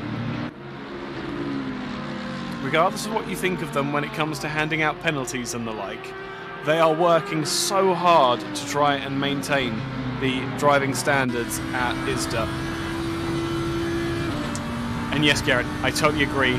Having the penalties announced over voice is just adds such a level of immersion and realism that there's no way to replace it. Gives me vibes of watching WEC with Eduardo Freitas coming over the radio, code 60 in 10 seconds, etc., etc. Incredible commitment to immersion and professionalism here at ISDA. And I get to do the really easy part and talk over it all.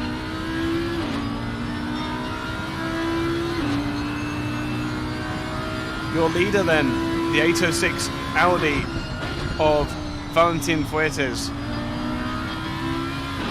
is still leading in the Blackpink Motorsports car. And I have to question how long that car can stay out. That is an incredible stint, and we've seen from the rest of the pit stops so far that is absolutely the overcut rather than the undercut that is working at the Imola circuit tonight. Jump to the 22 car, please, very quickly, who has just made a pass on the 68 car into turn 1. He's done it the hard way, done it under braking. Barvec finally gets past the Lamborghini of Zivkovic and now is starting to look at that. Really did it the hard way. He wasn't alongside coming into turn 1. It wasn't quite alongside going into turn 1. Had to rely on the trust of Zivkovic to give him space, and then just ran around the outside and pulled away. That M6 is looking fiery, and it is driving fiery as well. 53 incidents covered by live stewarding, and that is the commitment that you get when you sign up to an ISDA race. I tell you what, the 68 car has been in action almost all the way through this race, and almost always trying to defend. Radoslav Zivkovic, we salute you. Okay, Sim Racing Cars, he goes wide again. Oh, here we go. Is this the 199 car making it on the 24? Oh, 24 car got on the curbs and parked it in the middle of the track.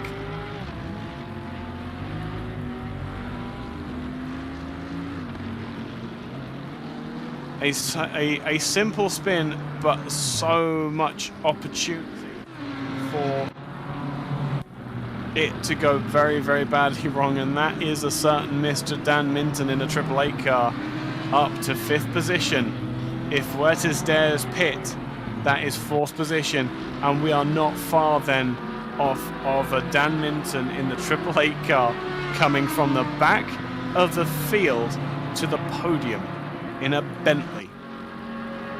Not to put a shade on the escapades of Philippe Borovec, who is currently in 11th overall and is still hunting down, still hunting positions to try and make the most of the back of the grid start that he had to deal with. Meanwhile, 20 and 21st, just because it's the bottom of the stack, well, it's not so much the bottom of the stack, down towards the bottom end of the field. Lexus versus BMW. The Lexus has been slowly crawling back up to the back of Sabata in this 777 BMW, and as the rain starts to get heavier, look up the inside to Lexus. It's not a pass for position in class, but it still had to be done, and the racing team Astra Lexus made it look easy. The BMW of Sabata didn't exactly hurt in that pass attempt as well. Further up the field ever so slightly, the 886 car looks as though he's closing in on the 36 of Remco Lamgedijk. They are coming down into Rivatsa for this is going to be an insane number, for the 47th time of asking, for goodness sake. How many laps do you get in, can you pack into 2 hours? Incredible pace. Incredible pace up and down the field, and incredible consistency. Now that we've got the pack separated ever so slightly, they really have started to shape up and drive right.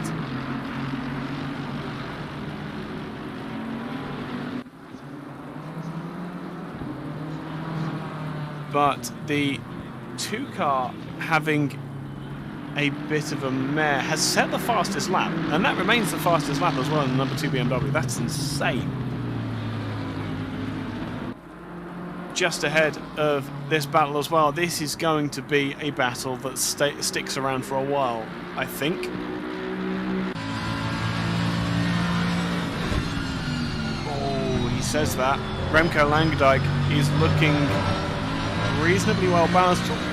Mex is using every bit of the tarmac that he's given, and a little bit more tips the Mercedes into Red Bull Minerale.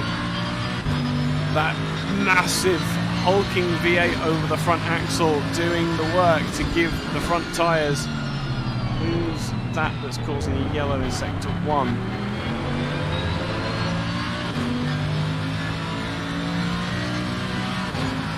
Can't quite see that number. Is that Cameron Drake? I think the 199 has had another incident.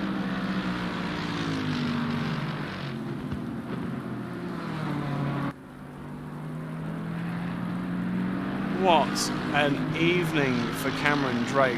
What a challenge after such a promising start to the race. To have fallen. Max is alongside. Coming into turn 1, he gave up on under braking, let the 36 car get back through, but for a second there was a Mercedes in front of an Aston Martin in this fight over 14th position on the road. Incredible scenes from Imola. Just how insane are these wet races for a shuffle of the pack. All of these names that we're so used to hearing, but in entirely the wrong order. Up towards Cortella they come once again.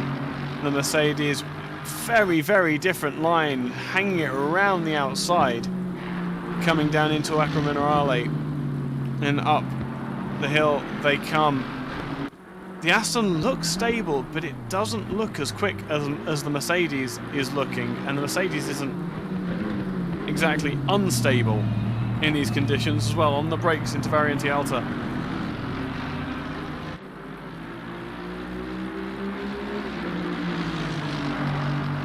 And now down towards, could it be the Mercedes under braking? Aston Martin stays to the left-hand side, driver's right.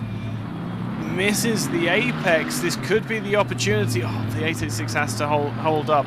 As long as he gets the exit, does Remco Langendijk, he should be okay. A little touch on the grass, but now the slipstream comes into play. Mattia Mex in the 886 car. He's going to have a repeat of what he tried to do last time. The Aston Martin holds the line. Really respectful driving alongside now for the Mercedes. Gets on the brakes, gives the Aston Martin a squeeze onto the curbs. That is the position almost made, but over the sausage curbs on the inside. Really, really unsettled the Mercedes, but that is the position gain. What a messy, messy pass, but the pass is done. It's completed. Mex is up into 14th and now can stretch the legs on that Mercedes-AMG GT3 car. What a pass. If you can get a replay of that from the helicam, which was where I was looking at from, my goodness, it was a challenge and a half for both of them to keep those drivers. Sorry, just a sip of, wow. Here we go. So from the helicam, this is how I looked at it live. Up underneath the rear wing, the Aston Martin held the line, as he is very respectful to do. The Mercedes goes to the inside, gets alongside like he did last time, but this time just puts a little bit of a squeeze, still leaves a beautiful car's whip, and then turns into early. Bounces over the sausage curbs. The Aston obviously didn't see that, they were alongside. But suddenly there's a Mercedes where he wasn't expecting it. And that, again, a messy, desperate pass, but Mattia absolutely had to make it then, because otherwise he was going to have to wait another lap. And it's a lap that he can't afford with 19 minutes remaining in this race.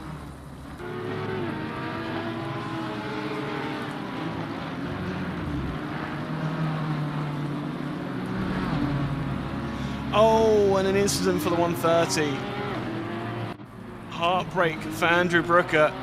It's been a difficult evening for him, but that is not going to make life any easier whatsoever. Oh my goodness.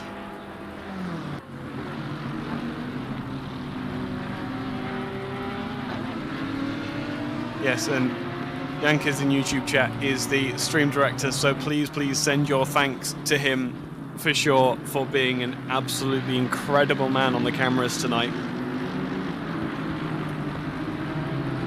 Really doing a massive job of making this all work. This is a battle for the lead. It is a battle for the lead. The 806 is now looking at Fuertes.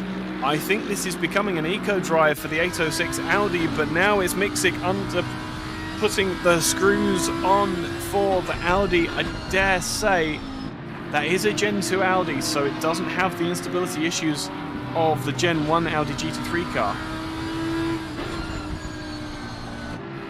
But into Acqua Minerale, the Porsche had so much speed. This is the power of new tyres, and this is the difficulty with timing. The Porsche has the speed on the Audi, has a look to the inside, can't make it happen into Variante Alta for the time being. But it is only a matter of time before this becomes a Porsche in the lead of this wet race again.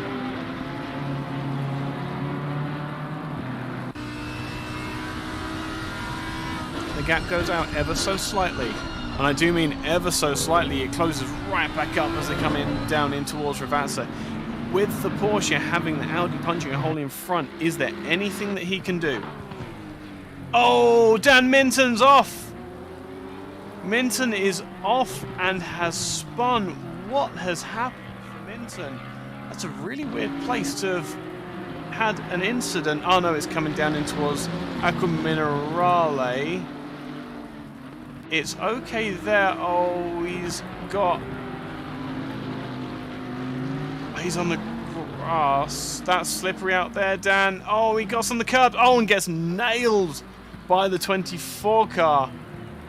Oh, man. I think that was the 24 car in the blue and white.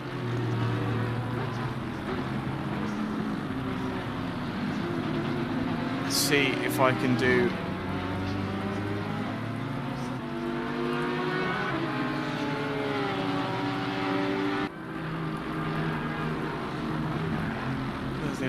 It was 24, yeah. Thank you very much.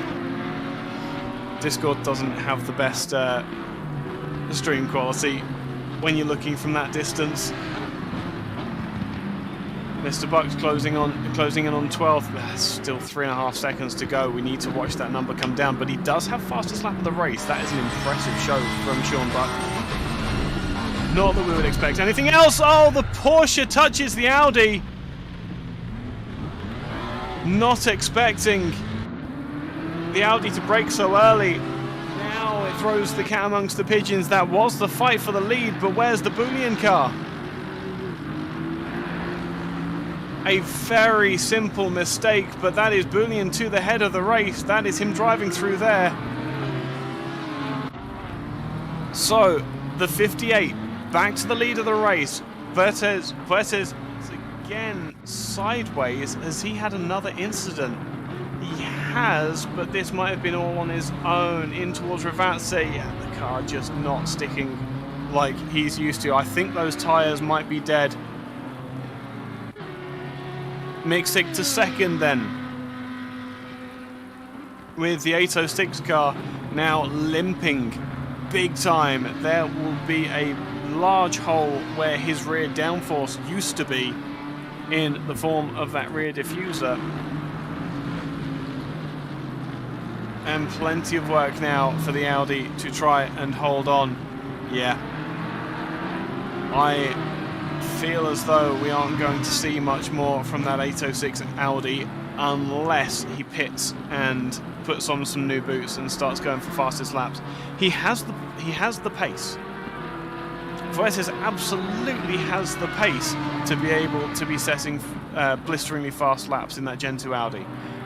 By the way, another hats off to Audi for bringing an Evo version of their Audi R8 only a couple of years before the new formula for GT3 racing comes through.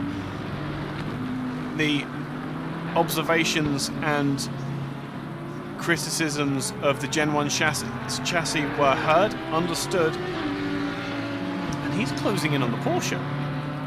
The Porsche must have lost front downforce and the Audi must have lost some rear downforce, but... This is race control. Car number 888 gets a 10-second time penalty for unsafe rejoin and causing a collision with car 24. The incident between cars 996 and 806 is under investigation now. As always, incredible communication from the race control. So that rear end that the Porsche got from, or the Audi got from the Porsche, is under investigation. Dan Minton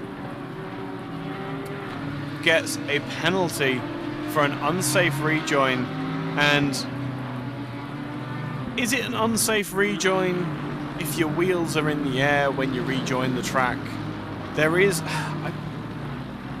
I mean, talk to me, to YouTube chat, talk to me as sim racers and as drivers.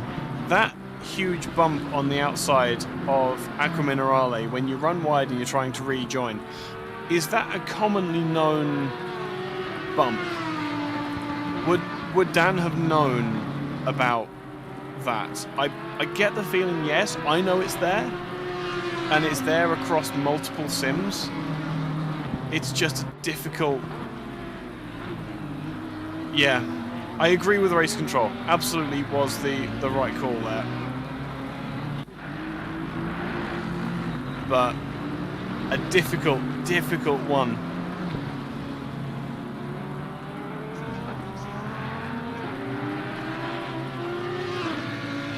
But it looks as though Fuertes seems to be able to run that pace. He should have controlled it first before trying to rejoin, says Mr. Venter.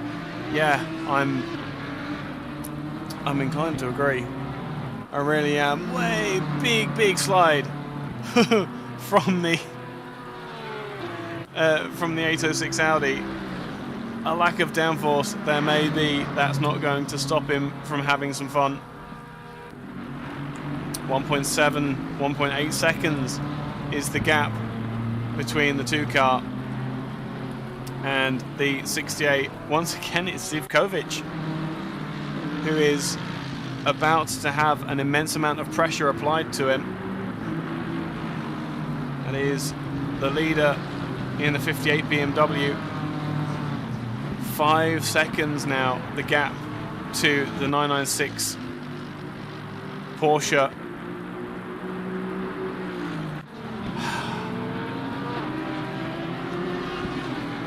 And it's so difficult. There is battle joined for Sean Buck and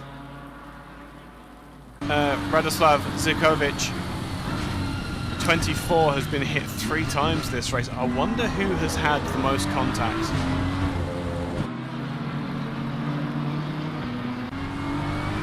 Again, it's opinion. It's neither here nor there, unfortunately. But let's focus on this battle as the BMW has the straight line speed down the start-finish straight. How many times have we seen a pass like this done? The 68 has had it done to it as well. The 2 car has the inside line. They're alongside each other. Sean Buck is much less generous with the space, but the poor Zivkovic somehow turns into the corner, trusts that the 2 BMW isn't going to be there. My goodness, Radoslav. This is race control. Car number 996 gets a drive-through for causing a collision with car 806. Car 806 gets a 5-second time penalty for dangerous rejoin. Over. 806. 80. Wow, that's how much attention the race stewards are paying to the driving standards. Had nothing to do, didn't cause any actual issue for any other car. But the 806 car is going to be. Yeah, can we send Rads to Ukraine, please? I feel like he's needed there. Driving standards, the 806 didn't cause any issues, but because he wasn't aware of his situation as he rejoined. Because he wasn't aware of his situation as he rejoined, pulled out in front of what could have been an incredible... Hey, Nicola. What could have been an incredibly large accident, he will take a 5-second penalty. A drive-through for mixing, for rear-ending a competing car. I can understand that one. That's not difficult maths. Back to this fight over 12th position. Radoslav Zivkovic, Minister of Defense in that Lamborghini, doing the raging bull proud, keeping the number 2 BMW behind, and is also, who is that in front of this fight? That is Boulian in the 74 car. Beautiful looking with the grid finder badges as well. Oh no! The 68 followed the BMW off the track. The BMW is trying to get off the track to give the cars time to pass, and the 68 just followed up. It's so complicated. And we've got 7 minutes remaining. Remember, these guys have been driving for 1 hour and 45 minutes, trying to lap each other, trying to pass each other, trying to defend in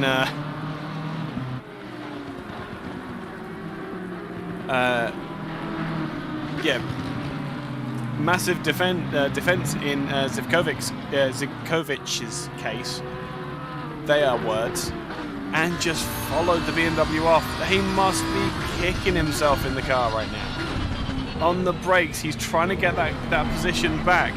Now the boot's on the other foot. Can Zivkovic pull back towards the BMW? But even running over the sausage curbs on the inside doesn't give him enough pace to be able to get back the position. What an eventful race for all of the drivers up and down the field. Actually, come to think of it, Minton with that 10-second penalty. This is key. Could lose out to the AM cars behind if he doesn't get a move. This control car number 199 gets disqualified for dangerous driving for ignoring multiple warnings. Over. There we go. So the 199 will come to the pits and retire for what has been an awful race for Cameron Drake. My heart really does go out for him. He started so well, but just the car or some kind of local issue to him. Oh no, Zivkovic, we keep coming back to. I'm really glad that I got that Balkan name lesson just before the race, because I would have been going through the entire race calling him Zivkovic, and that he has been so instrumental to so many key position changes in this race. Radoslav Zivkovic has absolutely done himself proud, and everybody associated with him. My goodness, please pass on my heartfelt congratulations to him. Meanwhile, battle over 23rd position, the 447 of Tozatic versus David Dunster in the Pirate Racing Academy car, trying to be lapped by only the first. It's, oh my goodness, I can't do that. Zivkovic. My tongue will break. My tongue, like, oh, Dunster got a slide on. It's going to book the 68 car coming out onto the start-finish straight. Again, Dunster knows exactly what he's doing. Trying to overdrive the Porsche, lets off. You may have heard from the audio, just change down a gear and let off the throttle for just a second to be able to let the Lamborghini pass. He will be able to, as he outbrakes himself now, ever so slightly. These tyres must be on their way to dead. Zivkovic. Do you know what? You're okay. Don't. Wow.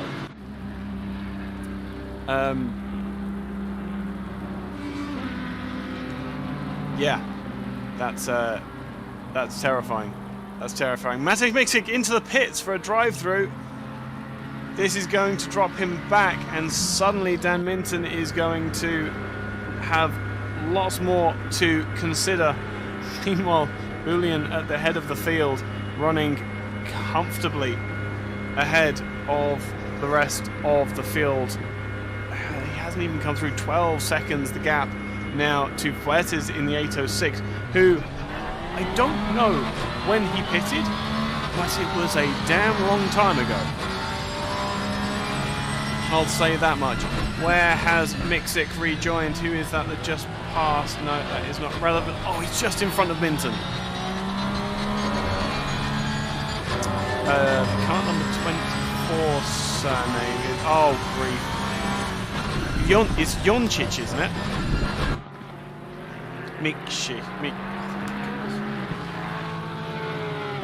I see you guys are all in the ISDA Discord. Zoran Joncic.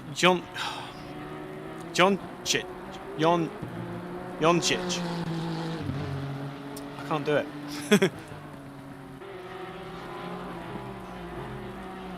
I was trying. I really was. Oh, massive kick for Miksik there. But regardless of how you pronounce his name, Zoran Djondjic has been driving the wheels off that NSX for the past 3 rounds, and it looks as though he might actually get some level.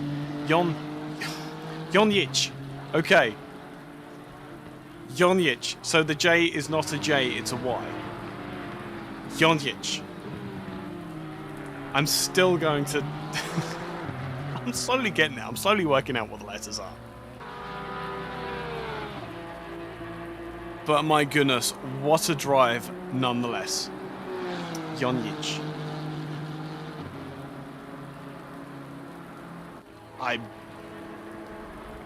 Two names per race. Yeah, but the problem is that I will forget the 2 names by the time we get to the next race. Djondjic. That's terrifying. Oh my goodness. Okay. An odd name for this uninformed British man to say. But the drive of an absolute legend has Zoran Djondjic tonight. Djondjic. Oh man, he's out on his own, but has remained clear of penalties. His nearest competition to displace him, though, is Matej Miksik in the 996, who has a massive amount of pace to offer the racetrack. But Djondjic has actually competed with fastest laps, at least. The problem is the overall lap times, being able to maintain the pace. Oh no. This is how you know when you've messed up, is when the race stewards say that they're going to drop in for an interview post-race. This is going to be insane. We wait for the drivers to come.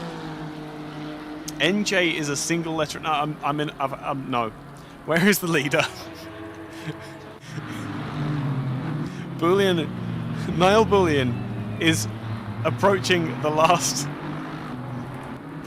racing lap after 2 hours. My goodness. As I say, my commentary wouldn't be nearly as interesting if it wasn't for YouTube chat. You guys, even when the racing might be a little bit spaced out, you guys absolutely keep me entertained and on my toes, I think, is the absolute best word.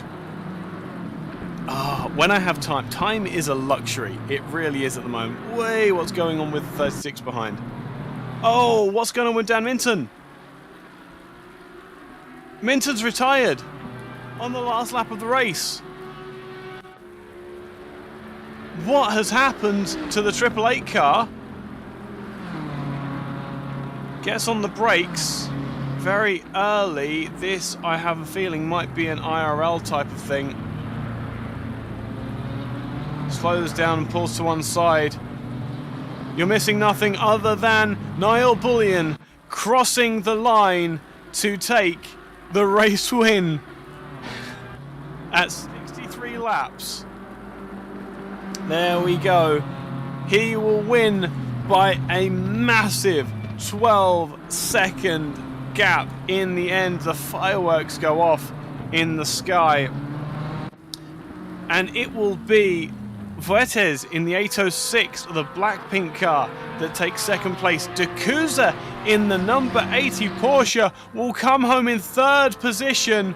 An incredible finish. Djondjic in the 24 Honda will take home fourth. Miksik will cross the line in fifth position. Fuertes with a 5-second penalty. Will that make a difference? It won't in the end. Fuertes will retain the second position that he's worked so hard to attain. Anthony Wilson, the logistical nightmare Beach Boys team, will take the AM Class win. The rain absolutely throwing the cat amongst the pigeons. My goodness, what a race. What a race. Doyle, I don't think we have a name for Doyle. No, it's D. Doyle will take second in the AM class, and Neil Greening will take fourth. Sean Buck, after an awful incident entirely not of his own making, will come home in the end in fourth, but with the fastest lap of the race. Radoslav Zivkovic. I did it. I told you I'd do it. Radoslav Zivkovic. Yep. Zivkovic. Zivkovic will finish in 12th position, but he is, I think, for quite a few people, the driver of the day. Mathieu Mex will cross the line to come home in... Where is Mex in the end? He is further down the... 13th at the moment, but he will not be promoted any further. Minton demoted as far as 14th. But he will go no further due to the rest of the cars being lapped. What a race! What a race! And first into the com box, we're going to grab, I think, the busiest men in the entire race. Manny Bacho, Andre Kushar, welcome to the com box. I don't envy either of you tonight. Good evening. We don't envy ourselves. Good evening, yes. What he said. I have an extraordinary question to ask two people who didn't drive tonight. Tell us the story of your race, gents. Sorry, I will jump in. Go. I was driving actually today. Yeah. You were. You did circulate, was it 3 laps? Or I maybe think even Was it more, 3 or yeah. 4? Yeah. So, Get my personal bests in. Yep. Yep. so from the race director, I mean, the start was hectic. Obviously, a lap 1 collision. I had to bring out the safety car, and Andre was pacing everyone. It was really tricky to fit everyone in so that we don't have people overlapping in the pits and so on. Mm-hmm. Then I don't know how to put it and to be politically correct, but we had a lot of incidents even after the safety car restart. So my decision was to drop the hammer and try to serve some harsher penalties in order to bring things in order. I think it worked because as the race proceeded, we had even less issues. 53 incidents covered in live stewarding. That's 53 incidents logged by the race control app we use. Of course, not all of them were incidents. Some were just brushes. But yeah, I don't know countless penalties to apply, and I think we did one hell of a job. We were like 30-40 minutes delayed. So the race was 1 hour 20 into the race, and we were still reviewing the 30th minute. So yeah, we then had a huge push, kept our head down, and finally we were able to start watching the race live some 15 minutes before it ended. Oh my goodness. Yeah. So hence why big you- thanks from the bottom of my heart to my team. Yeah. And congrats to all the drivers indeed. Yeah, what an insane... So, I have so many questions. Okay, so do you have any speculation on what caused the, let's not say dip in driving standards, the incidents that we've had today? Because as you said, they did drop off towards the end, but then the pack might have been a bit more spread out by that point, so it may have had nothing to do with the penalties that were being handed out, if that makes sense. Yeah, but still, some 1 hour into the race, you get drivers that are lapped down. You get some other fights down the grid. I mean, of course, those guys who have big difference in pace, they will not get in fights. But there are a lot of guys. I think the grid is tighter than ever here, and lots of battles are going all around the track. When Yeah. I had some few seconds to listen to your stream, you were You were really loud and excited, ecstatic. It's been... Go on. Yeah, about the driving standards, maybe Andre would like to answer it. He drove tonight, so he's also involved in it. Yeah, to me it was basically down to the conditions. Not many people expected it to be that bad, probably. Even when going out with the safety car, I experienced a lot of unexpected understeering and the braking distance being lengthened and so on. So that was actually a lot of the incidents happened because someone was misjudged the braking and was probably understeering and didn't expect to be braking for that amount or that much of distance. Yeah. So, speaking of which, Arthur is here behind the scenes. Arthur, can you please load when the safety car was called in? No. The second chicane. Andre actually perfectly demonstrated to us the understeer. It was hilarious. But until he does that, yeah. I'm sorry, Andre. It's okay. A difficult race nonetheless for all the drivers. So let's, for a second, with your steward's hat still on, let's say a massive well done to all the drivers for getting their heads around it in the end. It may have taken some time, but they did get their hands on the conditions for the most part, let's say. Absolutely. Congrats, really, really congrats to all who kept their head down and kept pushing towards the end. I mean, a lot of penalties were shaking up the grid, so I guess it must have been hard to all of them to really check where they are and keep an eye on whom are they even fighting. Yeah, absolutely. Let's leave that as the closing statement.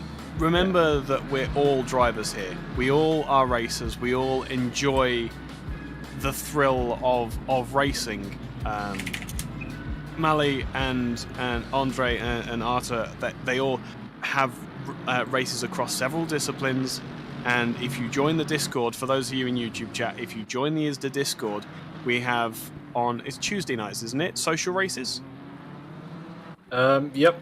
As well as every now and then we have rallycross and rally competitions in Dirt Rally 2 as well. So we are all absolutely racers, and we totally understand that it is very difficult to take a penalty, but all of the penalties that were handed out tonight were from a position of love, essentially.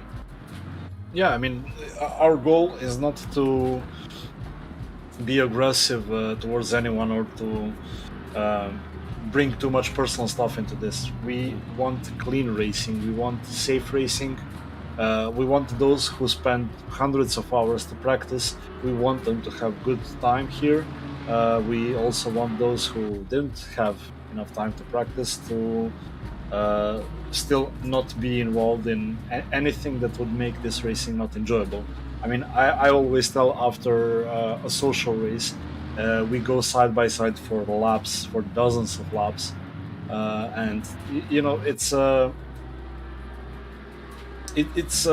true reward for what we created here and what we create now. I think that we might get under fire for the penalties we applied tonight, but that's just part of the job. No, I think there's a reason why I said I'm trying to drive the point home here that it is all you were trying to make a point tonight because the driving standards did drop. Yeah, and it was noticeable as well. Yes, there were conditions that played into it as well, but it's not an excuse. It shouldn't be an excuse.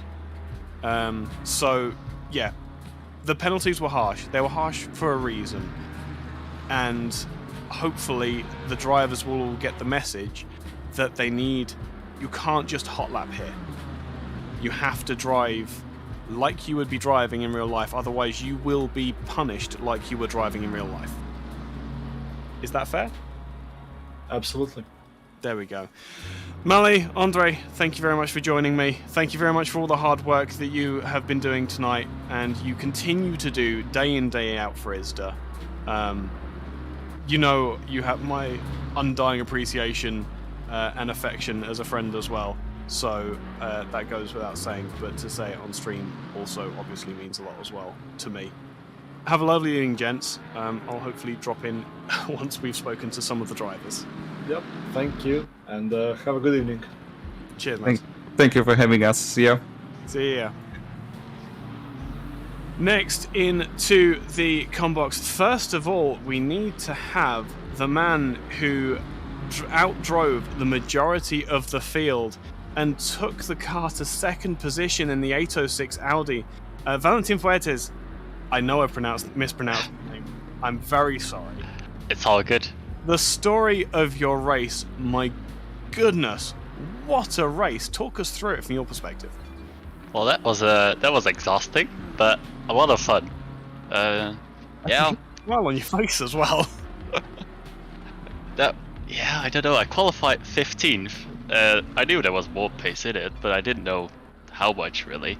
And then, well, all the madness happened, and just sort of kept gaining 3 places. Ended up in 4th, and then I expected to be fighting like Mixic for 3rd basically, but somehow the top 2 just disappeared after the pit stops. I don't know what happened. I don't know if you caught that. The top 2 being, well, Mixic was. I think it was like Bullion and Book maybe, who were leading before the pit stops anyway. Yeah, but they were on a different pit strategy. They got involved in the turn 1, the lap 1 crash. So pitted, presumably put a load of fuel in and tried to go as long as possible. They were just on a different pit strategy. Right. That's all. Okay. Yeah. But speaking of a different strategy, how did you make the Audi last that long? What were you fueling it with? Because I need some for my car. It's a great endurance car, this new Audi, man. This is my first race in the wet in the new Audi as well. But it's just the extra stability and like the fuel consumption and everything. It's really good for this. I'm happy with my choice. You've driven the Gen 1, I assume. I have, and I've crashed a lot in it. I was gonna say, how does it compare? Yeah, it's night and day. Like the high speed stability, especially, it's so much better in the new one. I think it's sacrificed a little bit of top speed for just way more high speed stability. Yeah. I would say it's probably the most stable mid-engine car now, like more so than maybe even the McLaren. That's an incredible statement, and you absolutely put on a show of just how good that car was. The incident that you had with Matti, trying to defend, was it he missed his braking point? Because it was difficult to see where the braking points were in the spray. Did he miss his braking point? Were you running out of tyre? Nah, I think he just missed his brake point, but it's marginal at that point, right? He was like 1 or 2 tenths behind me for probably 20 minutes at that point. Yeah, and especially in the spray, it's so hard to see. So it's like the tiny mistake or tiny misjudgment on his end, I think. Like I think I braked where I would do like every lap, but yeah. I think it's fair to say no hard feelings though. No, exactly. Exactly. It's like we were so close for so long. Yeah. And in these conditions, that's amazing. Yeah, no, absolutely. I totally agree. And we were looking forward to that fight so much. It was such a shame for it to end like that. But as you say, with the conditions how they were, it was always going to be a very difficult ask to be able to keep it all that tight for that long. Yeah. Before I let you go, what is the actual pronunciation of your name? Valentine Furtjes. What? Yeah. Valentine? I can do that. Yeah. Furtjes. Furtjes. Yeah, that's very good. Okay, I'll take that. Nice. Nice. Valentine, it's been wonderful to speak to you. Thank you very much for giving us an epic show tonight, and hopefully we'll get to see you taking the Audi to some more podium places over the rest of the season. Who knows? Thank you. You have a lovely evening, mate. Well done. You too. Next into the combox, we absolutely need to have a word with Zoran Jonjic, who's Yes. only actually learned to pronounce halfway through the race. Nice. That's good. I'm very sorry. I was applying the English rules of what a J does in a word, rather than that's how it goes. Actually, Zoran, this was really correct. Now. yeah, a up and down and difficult race for you, but once again you are absolutely outperforming the Honda, taking it to places that it really doesn't belong. You outperformed all but 2 BMWs tonight. Yeah, it was. 1 BMW. Sorry. Yeah, it was crazy because at start of the race, I didn't know what happened there because everybody slowed down like crazy. And after the Tamburello, right? And I hit the Mercedes in front of me. I apologize for that, and that's where I got the damage. It was like half a second per lap. And after that, my whole first stint was like every lap was slower, like half a second. Mm-hmm. And after I repaired the car, I started to make some good laps and make some positions on the track. But I'm really disappointed in one car in the race because it was again Mercedes who kind of hit me on the straight line. Mm-hmm. I don't know, was it netcode, but that made me like 10 kilometers per hour more. I braked too late and spun in the first chicane. After that, I had contact with Minton, which was unfortunate, and that's it, pretty much it. But car was doing really good when it was in one piece. Yeah, absolutely. And as I say, you absolutely nailed the rest of the field, and just being in the right place at the right time. 4th place in the Pro Class is an incredible achievement for, 1, an NSX, and 2, anyone in these conditions. You must be proud of just having the car in the right place at the right time and being able to extract the pace that you needed. Actually, I'm really proud because this was my, I think, second race in wet conditions on Assetto Corsa. I used to race one race before with pretty light rain. This was really good experience and great fun in the end. So that's it. Honda goes pretty well. I like it, and I like it because it's only one on the field. So yeah, that's it. It is a pretty car as well. Yes, I agree, and some of my friends also agree. So yeah, pretty great car. Sounds great also. Absolutely. Well, you've been outperforming it the whole season. Long may that continue. I look forward to seeing what you can get up to over the rest of the season, Zoran. Zoran Jonjic, have a beautiful evening, mate. Again, great one. Thank you very much. Also, cheers, great stream, great organization.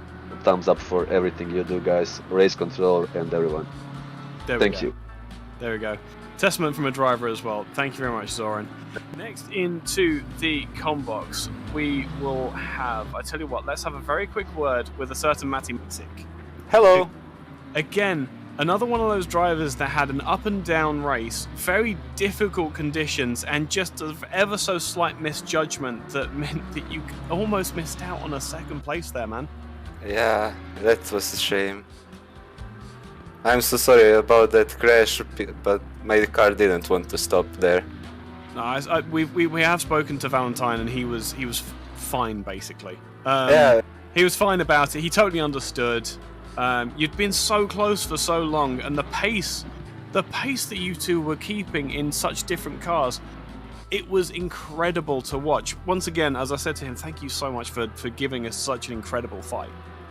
Yeah, I had so much fun the last part of the race. He was faster on the straights and so much faster than me, but in the middle part of the track it was so awesome to catch him and fight with him, but then that accident, and it's a shame. Yeah, it was a shame, but these things happen. It's racing. Yeah. the point is that you can come back next week and you can do it all over again with him. Yeah, I hope so. That was really, really good. And the weather was fantastic. I thought it would be a little bit harder to drive, but the car had a grip. I don't know. It was fantastic. I never had so much consistency in my laps, I think. I need to check it, but I think the laps were almost the same whole race. Well, the Porsches have always had incredible rear stability and grip when it comes to the wet conditions. The engine being so far back it makes it so that it's just so planted. The driving physics obviously is a different factor. Like, it's difficult to drive. You need to drive in a specific way, but once you nail the way that you have to handle the car, it just works in a way that you can't replicate it in any other way. Exactly. It's quintessentially Porsche. Yeah, exactly. I love it so much. It's so good to watch as well. It's so good to watch. I hope that we get to see more of you in fights as well, because as your driving standards are incredible. Your pace is incredible. You're always such a joy to watch. When you get behind the wheel, I do hope that we get to see you in more fights over the rest of the season. Yeah, thank you so much. I hope so also. Yeah, man. You have a lovely evening. You had put on a great show tonight, and now you can go have a drink and have a relax. Yeah, I will have a drink and watch the stream. I need to see all of that. Good man. Good man. You have a lovely so evening. Yeah, enjoy. See ya. Bye bye. Next, we will take, I think, many people's driver of the day, Radoslav Come on, Aki. I heard you have a lesson for it. Pardon? I heard that you have a lesson to pronounce it right. I can't do the j at the start and the ch at the end. My tongue doesn't do that thing. Zivkovic I can do. Zivkovic just doesn't work. But man, you have made a rod for your own back in taking that Lamborghini, I do believe. Yeah. You were in so many fights. You were right in the thick of it, right from the very beginning. And as I had Jonic in the comp box just now, you're another driver who is taking one of these out there GT3 cars that aren't really in BOP and just outperforming the car, or what the car is natively capable of. Thank you. I try my best. So how was the race tonight? It was challenging conditions, and you're always on the defensive. Yeah, it was very challenging. I made the whole race with one set of tires because I forget to enable it. After that pit stop under the safety car, I disabled to change the tires. And after the half a race, when I go into the pits, I forgot to enable to change the tires, and then I done the whole 2 hours on one set of tires. Okay, that explains why you were on the defensive. And they lasted until the end, and it was a good set of tires. I don't know. I never drove 2 hours on one set of tires. I didn't even think it is possible. Well, you've proven yourself wrong. Yeah, definitely. Well impressed with your showing tonight. You drove like an absolute legend. Your performance, I can't put into words how many times. Well, I hope you watch the stream back, because you're in about half of it, and most of it is putting on a defense that is competing with Jarno Trulli for just how good it was to watch. Thank you. I try my best to be a gentleman on the track. To have absolutely. To have to push someone to have a hard race to win that position. Yeah, it isn't driving. Defensive driving is an art, and you absolutely have made it an art, as you've shown tonight. As I say, absolutely congratulations, and thank you so much for giving us such a show tonight, because you've given us all a lesson in defensive driving. There's so many things that you could take away from your performance tonight. Thank you. That other drivers could learn from, let's say. But yeah, in the end, not the best result. I think it's going to be somewhere around 8th or so in the pro class, 12th when you actually got to the line on the track. But again, an incredible performance. Yeah, thank you for the great words. No, It's encouraged me to drive better next time. Yes, absolutely. You have a lovely evening, my friend. Thank you, Aki. Carry on driving as well as you have. Thank you. Bye, good evening. See ya. Lastly, and perhaps most popularly, your race winner, Niall Bullion. Names. Niall Bullion. I should be able to do that one. It's all good, man. How are you doing? You are the race winner for an I am very happy, my man. Very happy. 2 hours of Imola in the pouring rain, and in that 58 BMW, you are the man that stands at the top. Feels good. It feels good. That was honestly one of the hardest races I've ever done on this game. It was very tricky conditions. Well, just in general, I suppose. I was gonna say, I was obviously from the combox. We can see what the weather's doing in the near future. But I was staring at the weather prediction in disbelief at what it was doing. It was like heavy rain, then it almost went to cloudy, and then it went back to heavy rain in the space of like 15 minutes. Yeah. It was... How do you judge your braking zones when you've got those kind of conditions? Honestly, I was just near the end there. I was totally going very conservative, just like, probably braking even earlier than your usual wet markers because the tires were a bit shot and stuff. So yeah, it was really tricky. One of those races where the PSIs would be like 32 1 minute and then back to 29 and then 31 and 30. Oh, it was total stress. Yeah. But we got there in the end. Yeah, you really did. And with a gap of like 12.5 seconds to the next car, at what point did you feel like it was in the bag?